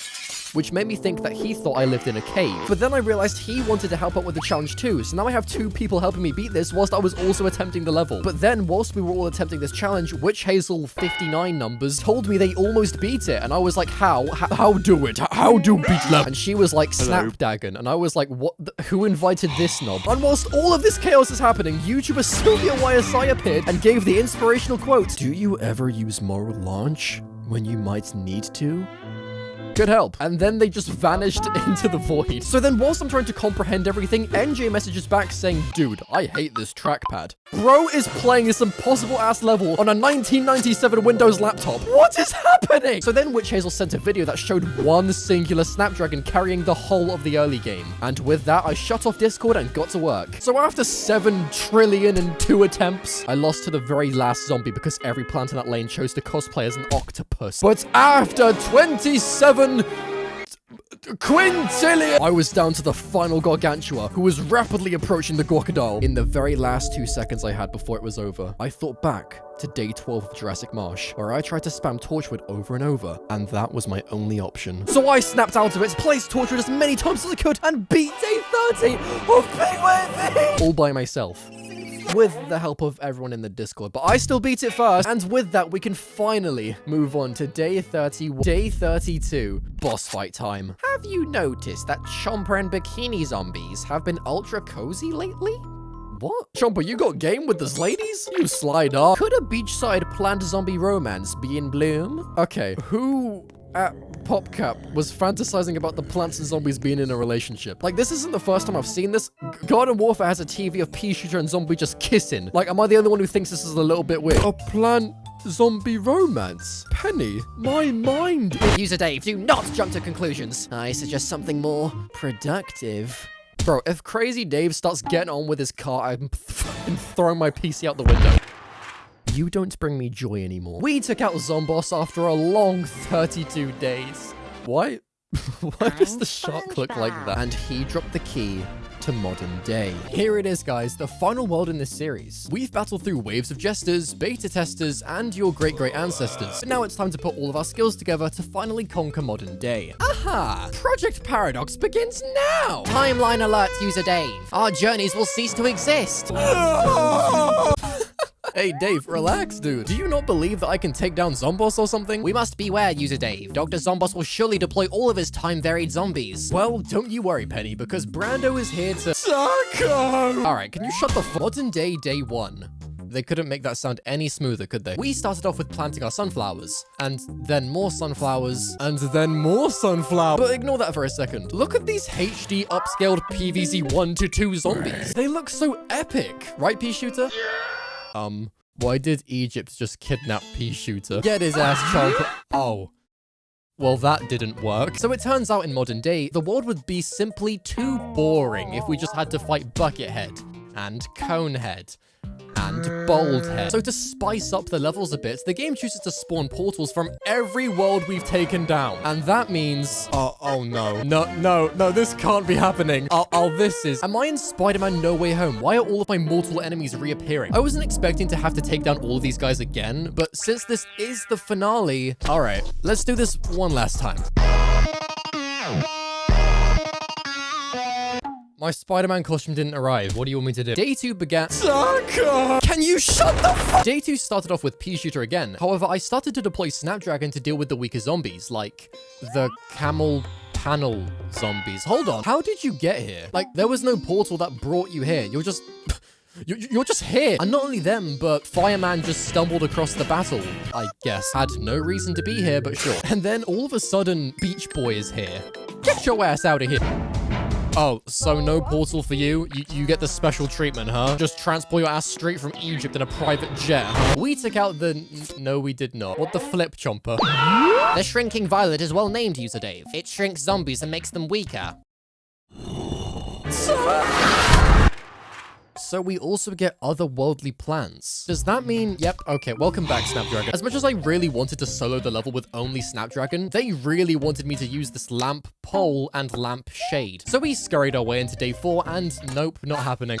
What the— Did you call for backup? What's with all the imps? And also, I didn't realize you was gonna turn up. Good thing I've planted Snapdragon. We took out the women zombies and a regular Gargantua, which kind of seems weird since this is the first time I've seen a regular looking fat man without a costume on. But we took him out anyway and unlocked— Snapdragon, you wanna move out the way? You're kind of stealing the purple man's spotlight. Day 5. Spinny Man. Seriously? Dude, your music from Neil Mixtape Tour isn't even playing. How the flower pots are you hitting the super head floor spin karate kick? Piss off. And also, I've barely noticed that the newspaper zombies are back from PvZ 1, where destroying their newspaper causes them to run slightly faster down the lawn. So this guy's nothing to— Oh, dude, what prescription meds are you on? Did the pharmacist just inject pure plant food into your veins?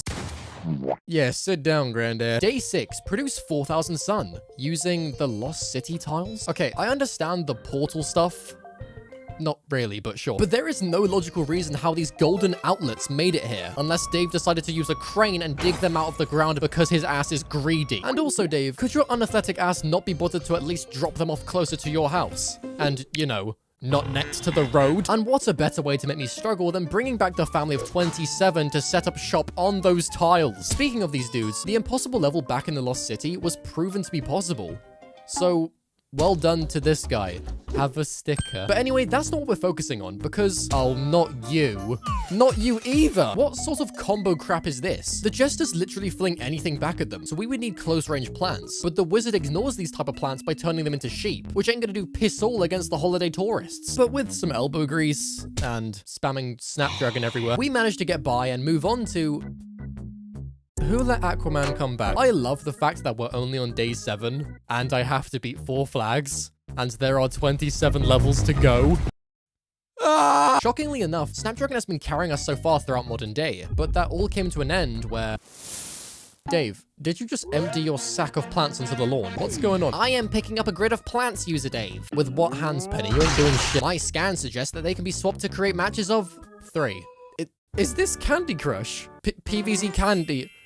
Planty Crush. Didn't PopCap make this into a full game? Like, I'm pretty sure I covered this back in my cancelled PvZ game iceberg. Which you should go watch, by the way. I promise it's very informative and entertaining. My senses are picking up increased helium levels, user Dave. I suspect we may be facing one of more balloon zombies. As in the guys who fly above all of my plants. I hate one or more balloon zombies. Alright, racists, settle down. This new zombie wasn't much of an issue as of right now, because this is what I was given to beat day 9.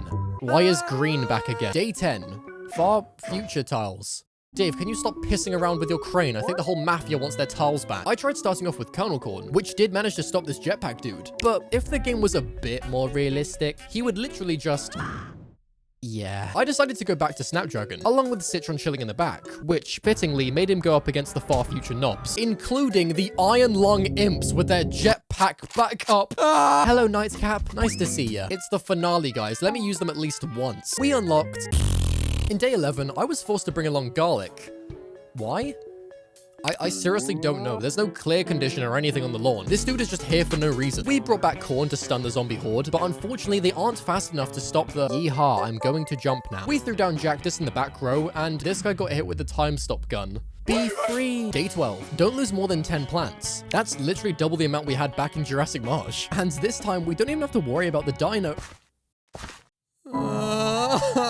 You just can't let me catch a break, can you? We were reintroduced to Digging Man and Parasol Woo Man, so we made use of Snapdragon and Chomper to tackle both of their restrictions. And after chompering these last few brown coats, it was time for Planty Crush! I'm not gonna lie, this minigame is actually really fun. I could literally sit here upgrading the plants to become more powerful choices for days. I feel like if this was better converted to become PvZ Match, I would actually enjoy it more. Why did they make the zombies walk above the plants? That doesn't even make any sense. Day 14, survive with the given, schmiven, this ain't possible, bro. Day 15, protect the endangered caveman nuts. Let me guess, are we gonna see Gargantua? Nope, just the rope swingers that jump them off the start. That's fair. That seems like an epic level design choice. We also had to take down these imp cannons, which shot them at... I'll let you take a guess. Time's up, through Dave's front window. But thankfully, Chomper ate the steel metal cylinders, and we got given... Wait, that's Dave's taco. That's the whole reason we've been fighting over the course of 27 worlds. That's it.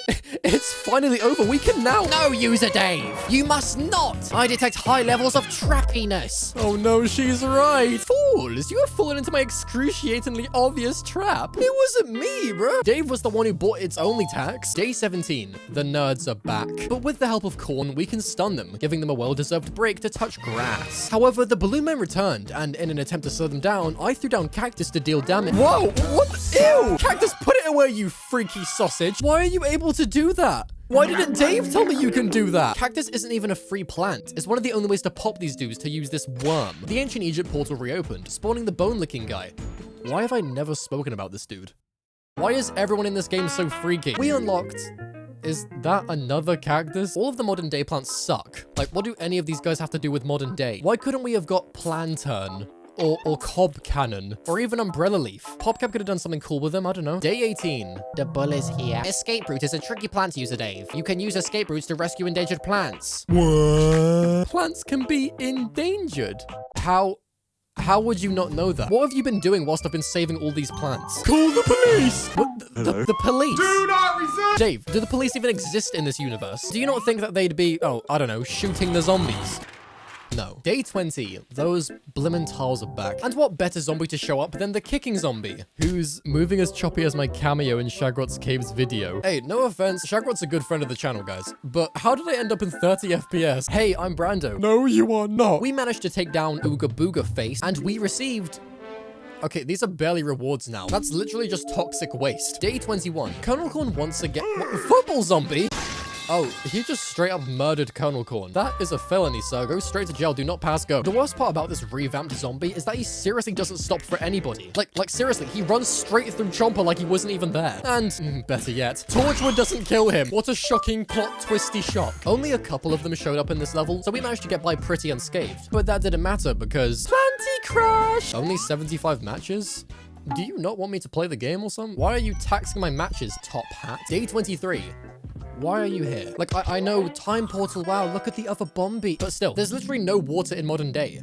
Like, what is the point of you being here? The newspapers returned en masse, so using Torchwood, we took them out one by one. Realistically, this is the only way I see that works in taking them out, unless I use Chomper, of course, but the Torchwood value is so powerful. We unlocked Bootleg Nightcap and went on to Far Future Tiles again. What sort of Among Us task are these tiles, dude? What am I supposed to do with 3 different sets of 2 color tiles? If I give a plant food to this sunflower... Never mind, she just got bombed. It looks like All-Star finally unlocked his imp punt ability. Gosh, imp punt, rugby tackle, what's next? If I see this dude deploy his dummy shield, I'm gonna call Oak from BFN. Hey, can you lot relax? We managed to get by the level with only 7 plants remaining on the board. I'm starting to get Jurassic Marsh flashbacks. Day 25. Oh, a planty crusher? Oh, who threw a firebomb on my lawn? Where did all my plants go? Oh.